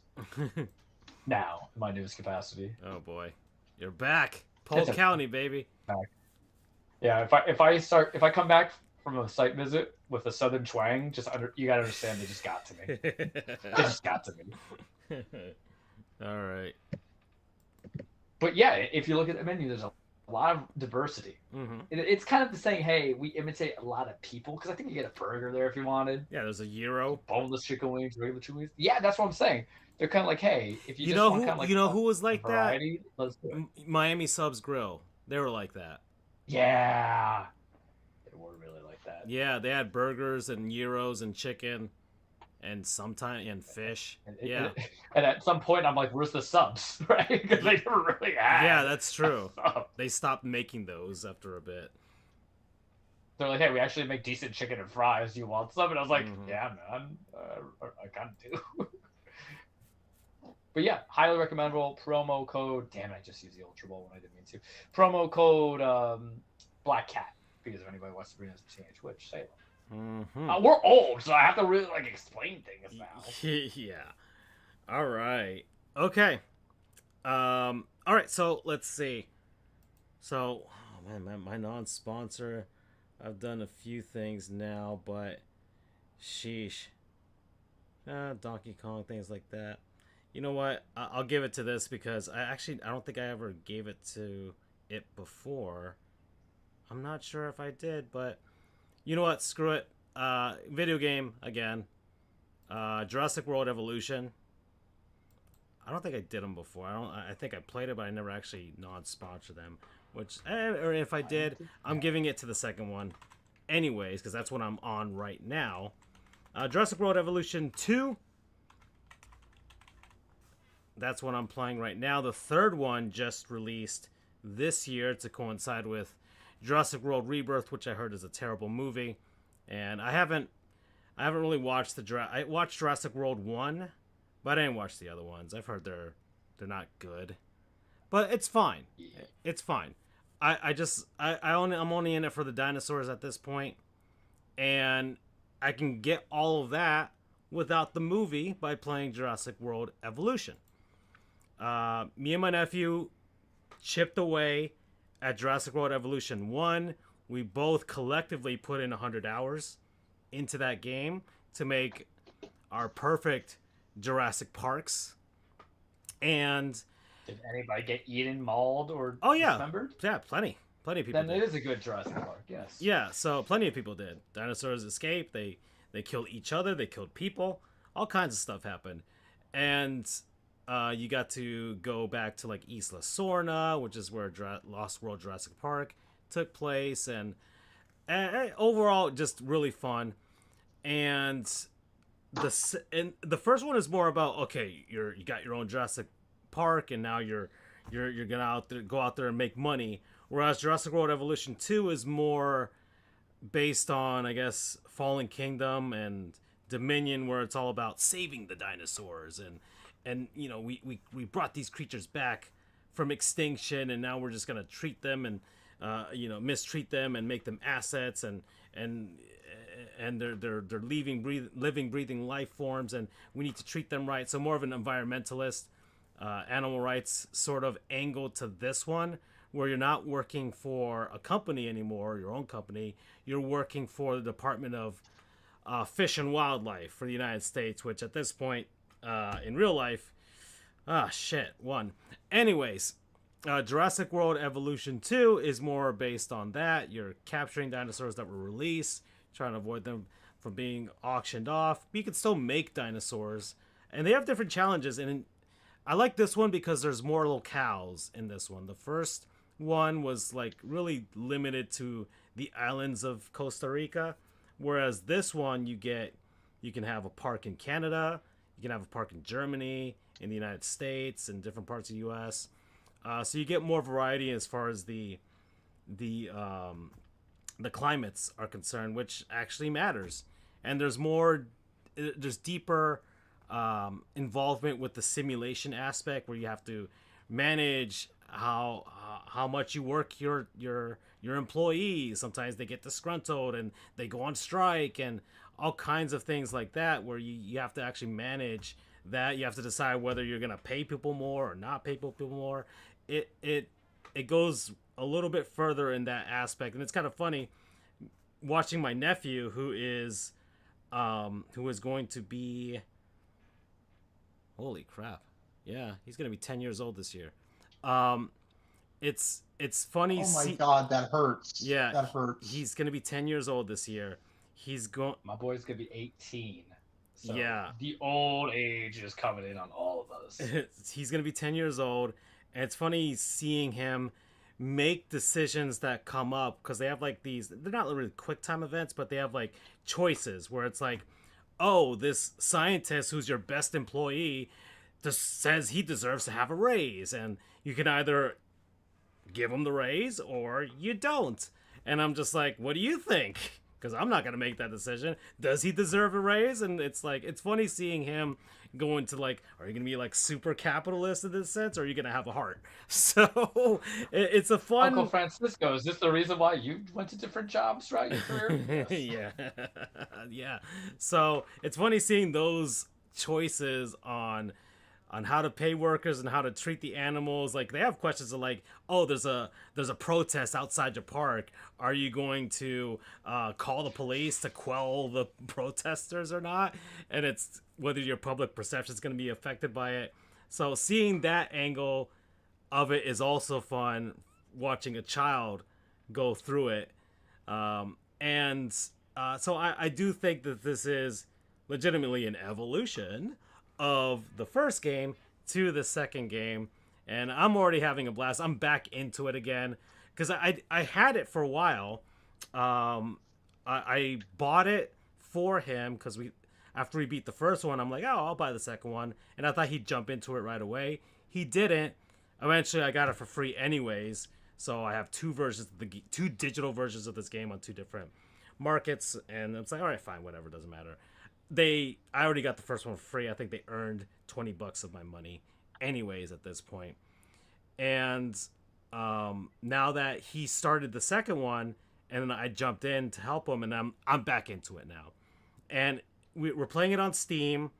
It has the cloud saving, so when he's done playing it over there at my sister's place, and he cloud saves, then at night I could take over and just start doing some stuff, and it's kind of a fun like co-op experience where it's not really a co-op game, which has been really fun. And we did it with the first one, and we're doing it with the second one. You're day shift, night shift Yeah, managers. I get it. It's great. It's fantastic. Yeah, he takes the day shift with the dinosaurs. I take the night shift. I remember the first one. He accidentally left his computer on, like the screen was turned off, but the computer was on, meaning the game was still running. And then he woke up the next day, and all the dinosaurs had escaped. The park was destroyed. And he was telling my sister, Mom, I don't know what to do. The dinosaurs escaped. Everything's destroyed. The game, I don't know how to fix it. And I'm just like, I told my sister, just load the save back. Just load back to the save, and it'll go back to normal. But he did accidentally leave it open, and all the dinosaurs escaped and killed a bunch of people. So that was fun. Y'all let him have the easy way out, man. How was he gonna learn?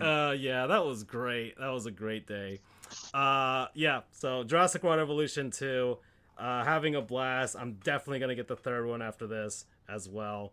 Promo code Jeff Goldblum.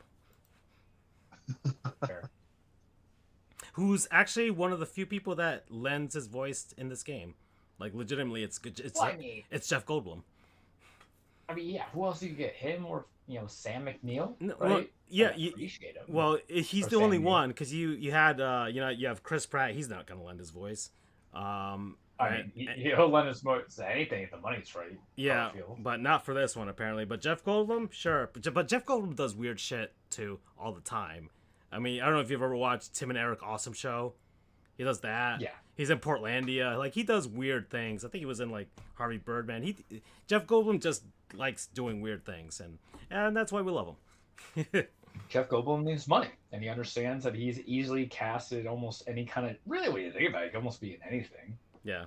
Because he was. All the old school 80 actors, man. Alrighty. So, we're at an hour and 27 minutes. It is 9:24. Charles, I think we should just go to the cage. Yeah, that's fine. So let's pop in it. News. There was some stuff going on over the weekend, a pay-per-view and everything. You were gonna get a review on that, so I'm excited to see it because I saw reactions to stuff, of course, on the socials as well.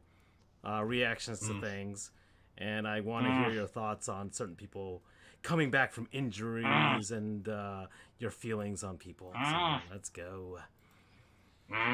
Welcome back to your weekly Truplex The Cage with Charles Romer. Disclaimer: wrestling is not fake. It's scripted. Stage fight. It's a song and dance. It's poetry and emotion. It's men and women being the holy hell of each other, trying to establish legacies, chase championships, and do it for Charles. Now, I'm going to give a disclaimer now because I think it's well earned.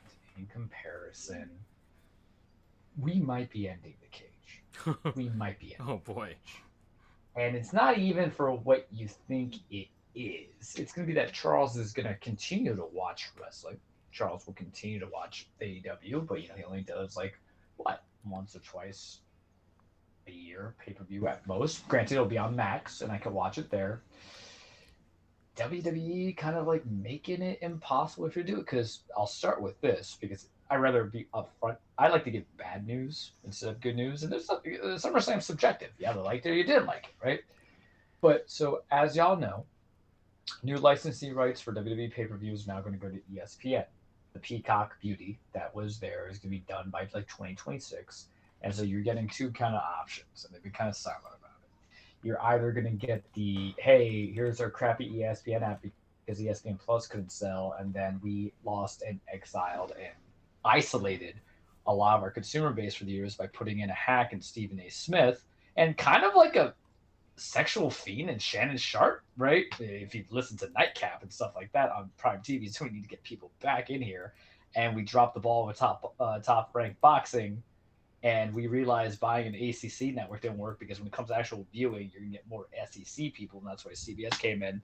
So let's go ahead and buy out the licensing rights for WWE pay-per-views on our digital broadcast for $30 a month. Now they say that that's for the digital only kind of thing. They say if you have a cable subscription, and that's such a broad word anyway, you will still get access to the pay-per-views. However, it doesn't answer the question of am I still going to have to pay for said pay-per-views? Because remember, they did the same thing with UFC, where they're like, oh, we're your top of the line streaming service for UFC, but I'm not getting anything free on UFC on the MMA stuff. You're getting like the pre-show, which no one knows anybody names to begin with, and then you have to pay for the remainder of the subscription.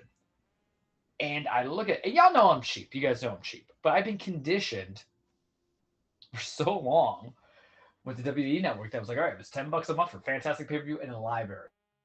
And then it became like, okay, it's on Peacock. And Peacock, I don't pay a lot of money for. And, it gives me access and content to like great television shows. I can watch Brooklyn Nine-Nine. I can watch The Office. I can watch Parker Rex. I can watch some of the Harry Potter movies. I can watch other movies that have to go from there.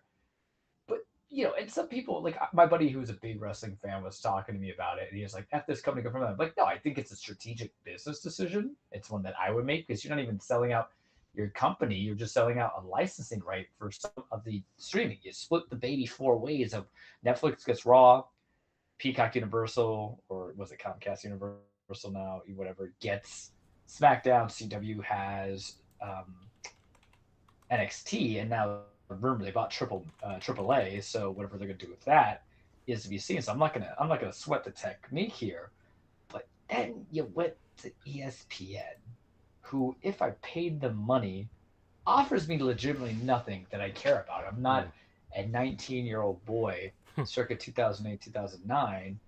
And I attack ESPN a lot. It's the reason why we created this show. So this is actually relevant to everything that we existed for when we were a sports show.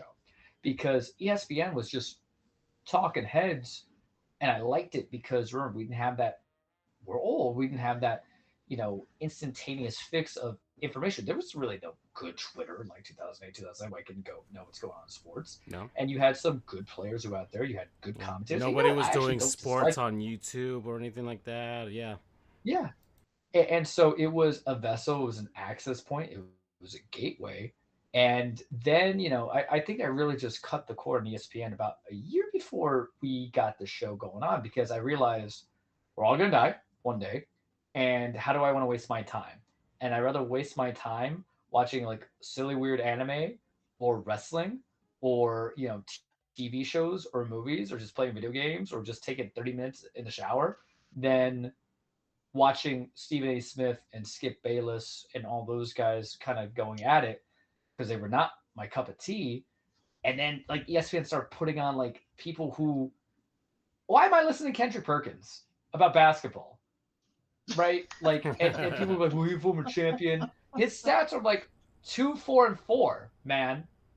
And why am I listening to Dan Orlovsky, who is his entire career is predicated on getting a safety going about, oh, well, he admits it. No, you put him out there because he's handsome. He's safe white. I'm going to say it like that. And he has a good sounding voice.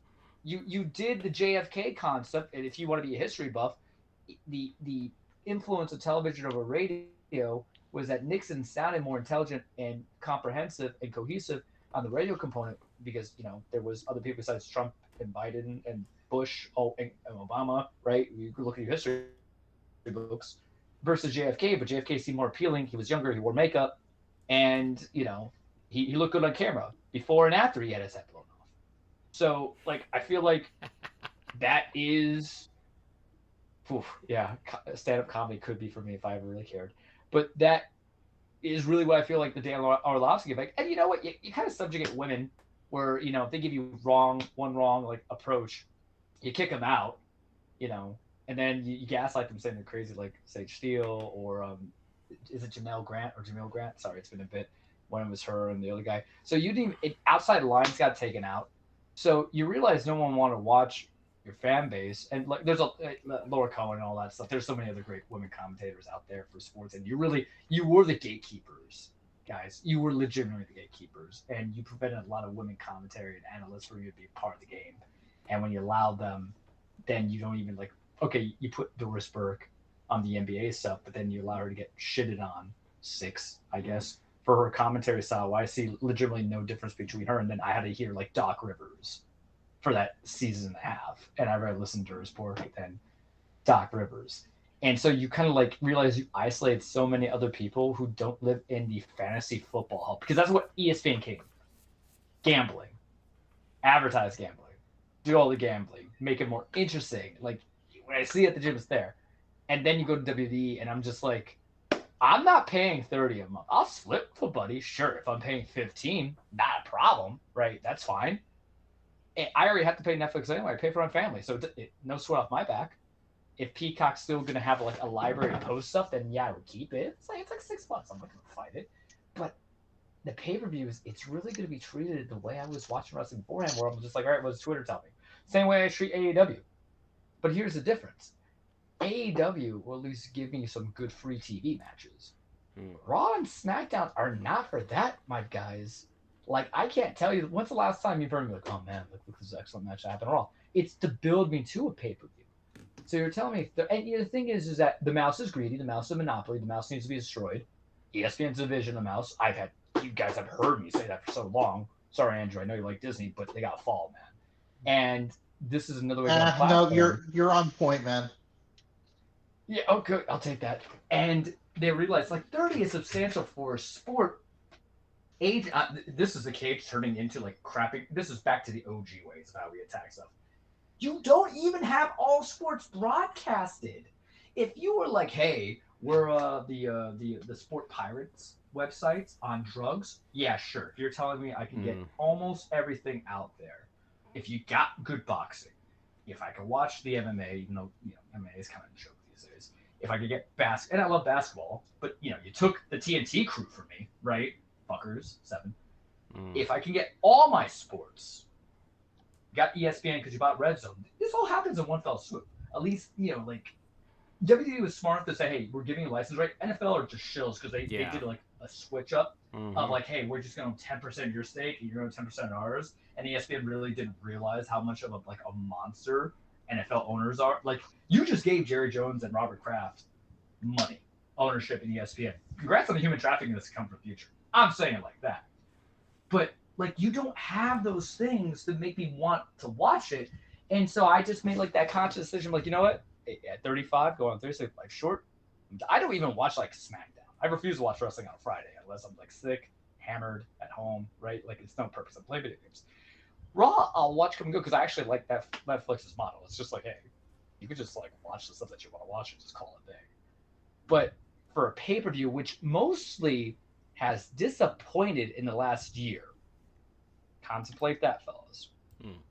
And the matches aren't even as extensive, or the match cards are not even as extensive as AEW. Because yes, I paid $50 for AEW, but I got like 12 matches at the last one I just watched, which my brain escapes me because I didn't think about it going from there. However, I still got like 12, 13 matches that kind of go from there for the 50, where I'm only gonna get like 4 or 5 matches on the card. So it really does seem that, and the thing is because of how they do their wrestling. And you guys, I never said one is better than the other. I always said support the wrestlers, right, coming into it. And I never fight them. I asked for both wrestling companies to be the best version of themselves. And you're not being the best version of yourselves where your style is just to kind of like build to watch a pay-per-view. But there's nothing in there that is going to get me to pay $30 on a digital, because I have Sling TV, but if that doesn't qualify as cable, then we're just out. You know what I mean? Like, I don't even care. 30 and then some, because one, I just hate ESPN. And then I have to go watch this stuff because WWE gave me more of a reason to hate them. We're going to take a pause real quick to AEW. Love what's going on with Hangman and MJF. I know that feud has some legs. They're continuing with it. They got Forbidden Door coming up. I hate the concept of Forbidden Door because it's been like 4 years now and everybody's it's not kind of really crossing forbidden over. in a sense anymore. Yeah, yeah. It's like, it's like saying marrying a cousin in Alabama. Not forbidden there, buddy. Nothing new there, bud. Don't know what to tell you, right? Sodomy is more forbidden over there than cousin kissing. Just saying. But you'll get its time to shine when I speak about it again. But I at least like them being a good. I don't even think it's like counter programming. I don't think like at this point they're number two. I think they're 1A, 1B. It just depends on the week. I do watch it. I watch it like twice a month. I'll watch Dynamite, and they'll get like 2 pay-per-views out of me a year because $50 is a lot of cash. And it's going to be at HBO Max. So that's why I would tell you guys, if you want to say, hey, Charles, you speak about AEW, what can you go on? If you have Max, another streaming service. But you know what? If you're already paying like the 10, 15 a month and you just watch wrestling that you didn't have to pay $50 for, I think you're Charles pretty well. Because that's what I'm going to have to do with WWE anyway. Like, I can't avoid spoilers, right? And that's the problem. Because the way of high consumption of this is long cage, I'm sorry, guys. The way the consumption of media is, I cannot avoid spoilers. I remember when Dean Ambrose won the Money in the Bank, and I didn't really utilize Twitter that much, and a friend on Facebook wrote it for me. I don't do social media, don't mind you guys. Might have to do with LinkedIn. I don't like that, but, I'll deal with that and cross that bridge when we get there. But, I don't do Facebook. Try not to. I think it's toxic. But I know I can't avoid those spoilers. I can't even, avoid when Aaron Boone... I can have a nice face. Aaron Boone's face already in my Twitter timeline. Imagine that, right? On a pay-per-view. So I can see that. I'm just going to do things after the fact when we watch it. So SummerSlam, the pay-per-view that Triple H, Paul, you'll hear me reference both, tends to usually screw the pooch on. I've never really loved any of them since it's been under his regime. And it's just, things are lacking. And I had trepidation, fellas, because this was his first dual night pay-per-view. And in one end, I have 16 hours exactly in Pokemon. Cool, because I'm saving as we go. On one end, I'm like, yeah, you could do 2 nights of a pay-per-view if you want, right? But you could also, just make 1 5-hour pay-per-view and call it a day. It just depends. But when they did the one, long 6-hour pay-per-views, it would be like on a Sunday. And usually I got a little, adult beverage in my hand, and I can't. I got to go to work the next day, you know what I mean? So I'm like, fine. I told you guys in the chat, I'm like, I'm kind of excited for this card. And I was cautious. And it turned out for Hunter's first attempt at a 2-night pay-per-view at SummerSlam, it was damn good. I liked it.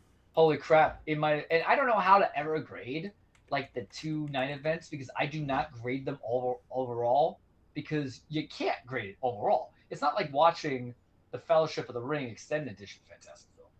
Series Extended Edition. And not fantastic. And you just split it in half and you're like, it's whatever.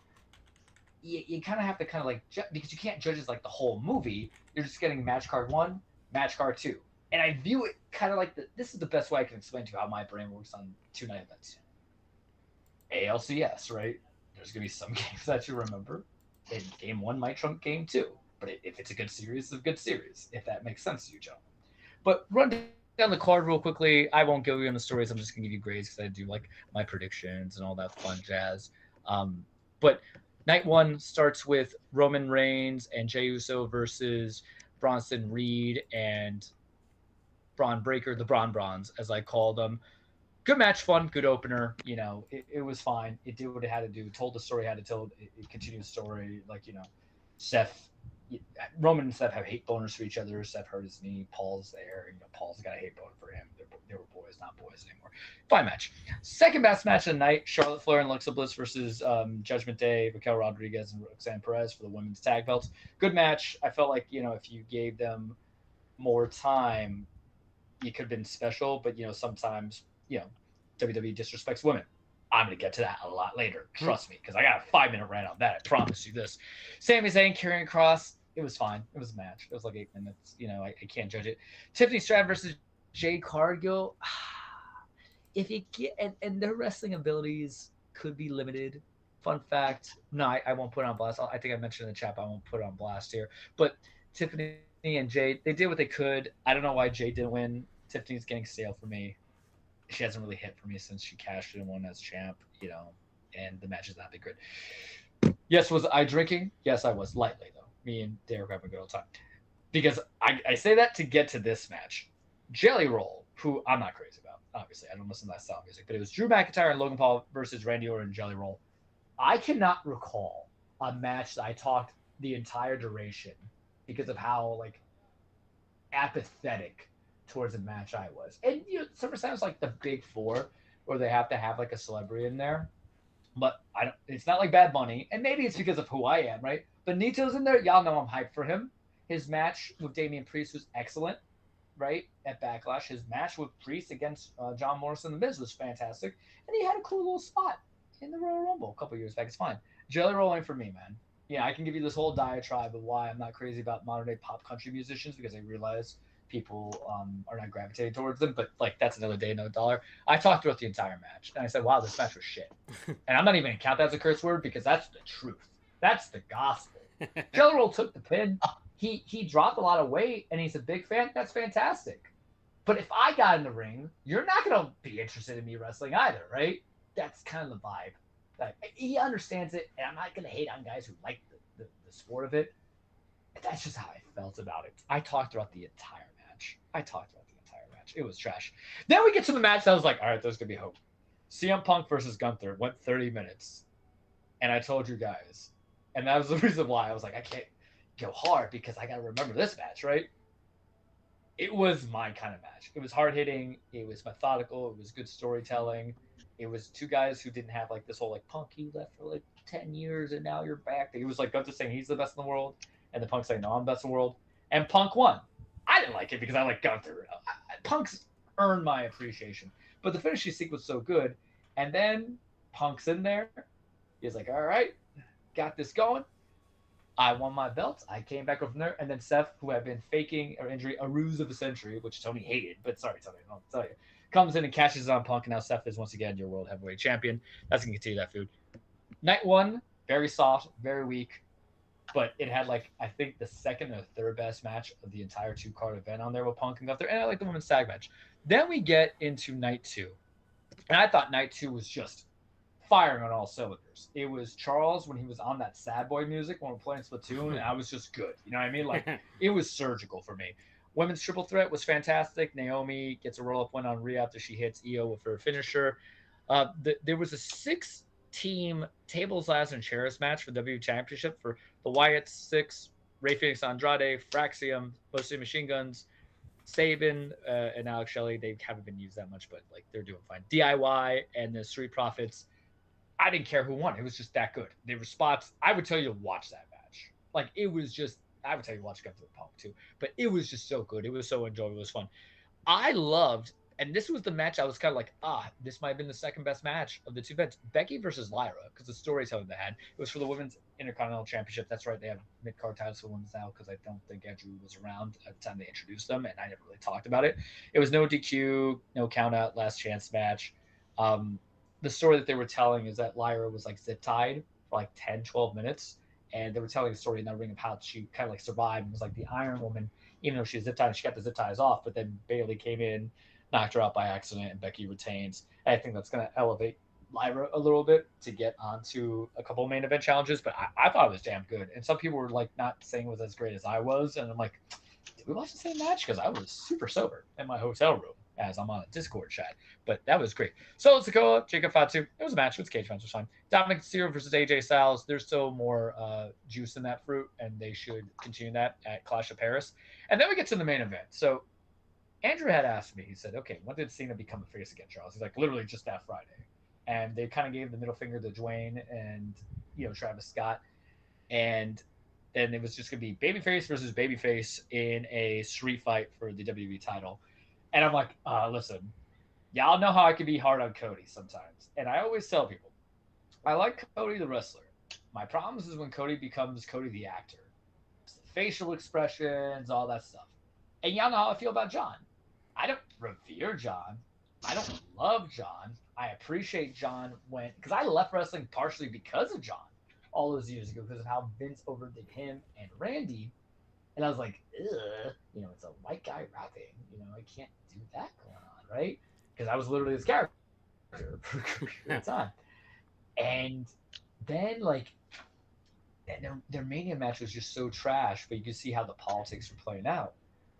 And then they proceeded to give me what might be the best match, not just of that card, but I really got to rewatch that triple threat match between Roman, Punk, and Rollins, sober, to decide if they give you the best match of WWE for the year. Because remember, I say top 10 at AEW, top 10 WWE. I loved every bit of it, and it was ridiculous, and it was just so good, and it hit all the stuff that I liked, and like I was engaged, I was enthralled. I understood the stakes. I understand everybody went Super Saiyan for a second, but you're talking about like the undisputed WWE Championship. It's supposed to be not kings and men fighting each other. It's supposed to be gods, right? You could set that spectacle, and Cena was just having a good time. Cody had a good time, and Cody wins, becomes now a 2-time WWE champion. Him and Drew should be on, please, the front line here. And I thought, hey, night 2 was just stellar, and night 1 was just okay, but it gave me a great match and a pretty good match. And then they said, oh, hey, there's gonna be a surprise, there's gonna be a shocker, there's gonna be this and that. And then what I need you guys to understand is that I have worked with victims of violence in my professional career. I have worked with victims of sexual assault, and I have worked with victims of human trafficking. Not as much, I guess, thankfully, in a good way, but also unfortunately, because you always want to get back. And I don't talk much about it. And then I hear Brock's theme song go off, and I'm like, motherfucker. I'm not even you count that one because that's the gospel, right? Because I don't want this. I don't need this. I remember one of the allegations, for those who don't know, because there was that guy, Vince McMahon, who he had the Janelle Grant lawsuit going on, and in those allegations, Brock's not being sued for this, but he's just being in the allegations that for contract, and I'll just make it very simple, for contract negotiations were brought to return, sexual favors and sexual exploitation was essentially used. Screw an NDA, right? Like sometimes it just doesn't matter, but whatever. What do I know? Yeah, I'll probably love Robert Kraft and Jerry Jones too, and all that fun jazz. But Brock was listed as that guy who was being rewarded all that stuff, and it's so. You can't even say it's finger on the pulse because they know the pulse is beating, but they just want to say the matter is dead. And I don't know if it's because of the times of government administrations, or are we just actually being honest of who we are as people? That sometimes people don't care. And I said this a couple of weeks ago on some bit of the show, and I'll say it again now. The problem with wrestling, it's an iconoclast, right? It's the same equivalent of being able to reach out to people the way sports can and television can. It's the reason why somebody who was on The Apprentice is now your president. We delude ourselves because we get some enjoyment out of it, that I think we debase humanity, and we create this concept that all politicians are evil or all billionaires are evil, and then we just kind of accept that too, but then we're rooting for something. And whether or not Brock did it or didn't do it or anything like that, it was fine. Okay, but you knew about it and you retained somebody back in. That is the equivalent of and I'm going to say this because I think this is going to hit. That is the equivalent of keeping an officer on the force who has an open arrest for battery on a loved one or individual or other stuff. Think about it. That's really how I'm conveying it to you. It looks bad, right? How am I going to have a cop who has this open charge still enforce the things like that? It doesn't make sense. But they don't care. TKO don't care. Maybe Nick Khan doesn't care. I don't know how much involvement Triple H has in those things, but maybe it is a field higher up or not. But what bothers me is sometimes the other people don't care. And it's the same way of how I make the equivalent when Hulk Hogan died, where people are like, oh, well, Hulk Hogan was human being. I'm like, Hogan was a racist piece of shit, if you actually heard it. And I don't want to see Brock on my screen. The wrestling fan in me, do I want to see one more match between him and Cena? No. Do I want to see him versus Gunther? Sure. But I sometimes choose principles over what I want, which is so hard to do for everybody out there, not even for this country, but in this entire planet, because we're all just so self-serving as opposed to, understanding. And then, I see Paul Heyman, and you don't even know who I am. I don't give a fuck, right? And I sent you guys a Twitter thing because he was like, oh, there's people who say Brock is going to cancel and stuff like that. Well, Paul, if you're such a great promo, why don't you read aloud the allegations in that complaint? Oh, boy. And even better, why don't you read aloud, not in front of a camera when it's a one-on-one interview where Ari Holani is interviewing. Why don't you go in front of a live audience with people there and say, because that's the only way you can make people, you got to make them comfortable, because when you do things in a very limited setting, you can be whoever you are, right? It doesn't matter who's gonna rat on you. But this is your point. And I posted something, and I never put hate back on Twitter. You guys know I don't believe in it. But at some point, I'm like, no, because I think I just had enough of having people live in their own delusions that they live in a castle where really they're just, they're shitting on a throne, but you're shitting on a toilet, guy. I really shouldn't curse this much. Bleep it. But he's going on there, and I don't think I'm taking anything out of context. But you know what? That's your boy. And I put out there what I say was like, Paul, you're never going to trade in a meal ticket. Straight up. That was his guy. That's who he got. He was doing some stuff at ECW, but you didn't pay the guys in ECW, brother. Trust me. Allegedly, Tommy Dreamer want to stab you at WrestleMania 17, which is always a fun story. But your degree of relevance in WWE is contributed to Brock from 20-something years ago, and even to the present time, right? And I sometimes is the wrestling game, but I think that's just the person game. If someone help me, I'm gonna go from there. But you're such a good promo. Why don't you read those allegations that mention your guy, right? And also for the people who revere Vince McMahon as well, or Hogan being dead, why don't you go up there and orate word for word what he actually said in those videos? And then it's gonna sound pretty bad, isn't it? And that's why I'm just like the same way I'm feeling about Aaron Booth, the kind of same way I'm feeling about WWE, because like I understand you make your money and all that fun jazz, but like it's so tough because on social media, and I always make the joke about Twitter fingers, so everybody's got to have a problem. Here I am living that prophecy and the hypocrisy that I have. But when you look at it, it's like you really legitimately brought in a channel changer for me. The memes were hysterical. Someone put that Chris Benoit could come back resurrected and Hunter would put him on in a heartbeat. Maybe, right? And do I acknowledge the fact that humans are complex individuals and there's things happen? Like Stone Cold Steve Austin was arrested for battery. I acknowledge that. I get that. I'm not talking about that. I'm talking about corporate interests disregarding human decency in a company that hasn't treated women well at all when you think about it. They're not pushed to the moon. They're not given the relevance. They get one, we'll hear damn WrestleMania. And where 20 years ago you had bra and panties matches and Vince McMahon had to have an on-screen lover with half the other people. And that, and the thing is the fandom just grow with it because it's what we know. That's the problem with us as a culture, is that if it was okay with us 20 years ago, it still should be okay now, which isn't necessarily true, right? And corporate consumerism is just going to be about saying, well, you know what, though, but like I need to make money, and this person, despite these things they're alleged on, let's bring on. Like if the lawsuit's settled, sure, right? And that's the businessman. I mean, the lawsuit's not settled. Nothing's settled going from there. And look, I hate Vince. You guys just know. You thought I was having a field day when Hogan was that man. I'm coming at it, but it's the same. It's almost like the minor. It's stronger than when I read the Kraft arrest. I did, right? And clearly, he was taking part in human trafficking. Whether or not you want to call it like that because you're so used to the concept of what human trafficking is, like, oh, okay, someone just steals you out of the airport, go from there. Go and get pleasure at a pleasure house, whether or not you know about it or not, but you do. It's, come on, man. Like, motion is suppressed, but thankfully I'm not arguing as a prosecutor, defense attorney. Like, common sense, right? But I feel like you shouldn't have to feel bad for other people in a job you don't work with, but imagine if you're a woman or somebody who doesn't stand for those principles and you have to work on the atmosphere and they're just saying, hey, whatever discrepancies that person has as a human being, they make money, and that's what matters most. Because you legitimately did that 6 months ago with Hogan when he came onto Netflix. You took someone else's TV time so he could promote Real American Beer, which is awful, which you have a roster comprised of not just Black, African-American, or, the other minorities or ethnic groups there. I always kind of say minorities, right? Because, as the world goes on, white people really become a minority. It makes some people uncomfortable.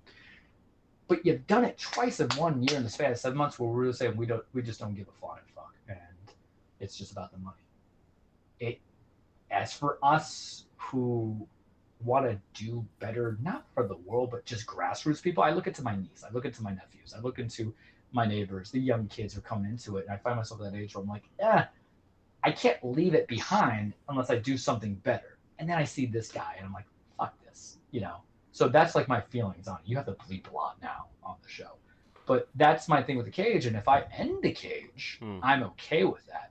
because the same way of how I did it, one of the things I led with wrestling that stopped me all those years ago was like Benoit killed his family. I was like, whoa, I don't know how to feel about that. And then you gave me like Randy Orton and John Cena, and I just thought it was very tacky to have a white guy from Massachusetts coming out in jorts and then singing, rap music. Who is a certified platinum rapper now? But I do find irony that what caused me to leave, it might be one of the final remnants of importance for me to stay for a bit because he gave me a fantastic SummerSlam match. That's life, guys. It's not about sometimes the beginning and the ends, but sometimes about what happens and stuff's in between. And that's what I'll leave you part with for this week on the cage. Okay. I'll just philosophical. I'm so sorry it took like 25 minutes, but you knew I was heat on that. Yeah. Before we wrap up, Charles, I have to ask you. Sure. And I know that I am really oversimplifying this, but would you say I think there's that a beauty in oversimplification? Would you say that ultimately the difference between Lesnar and, I know this is going to bring up, you're going to get whatever. All right, that's one on my end.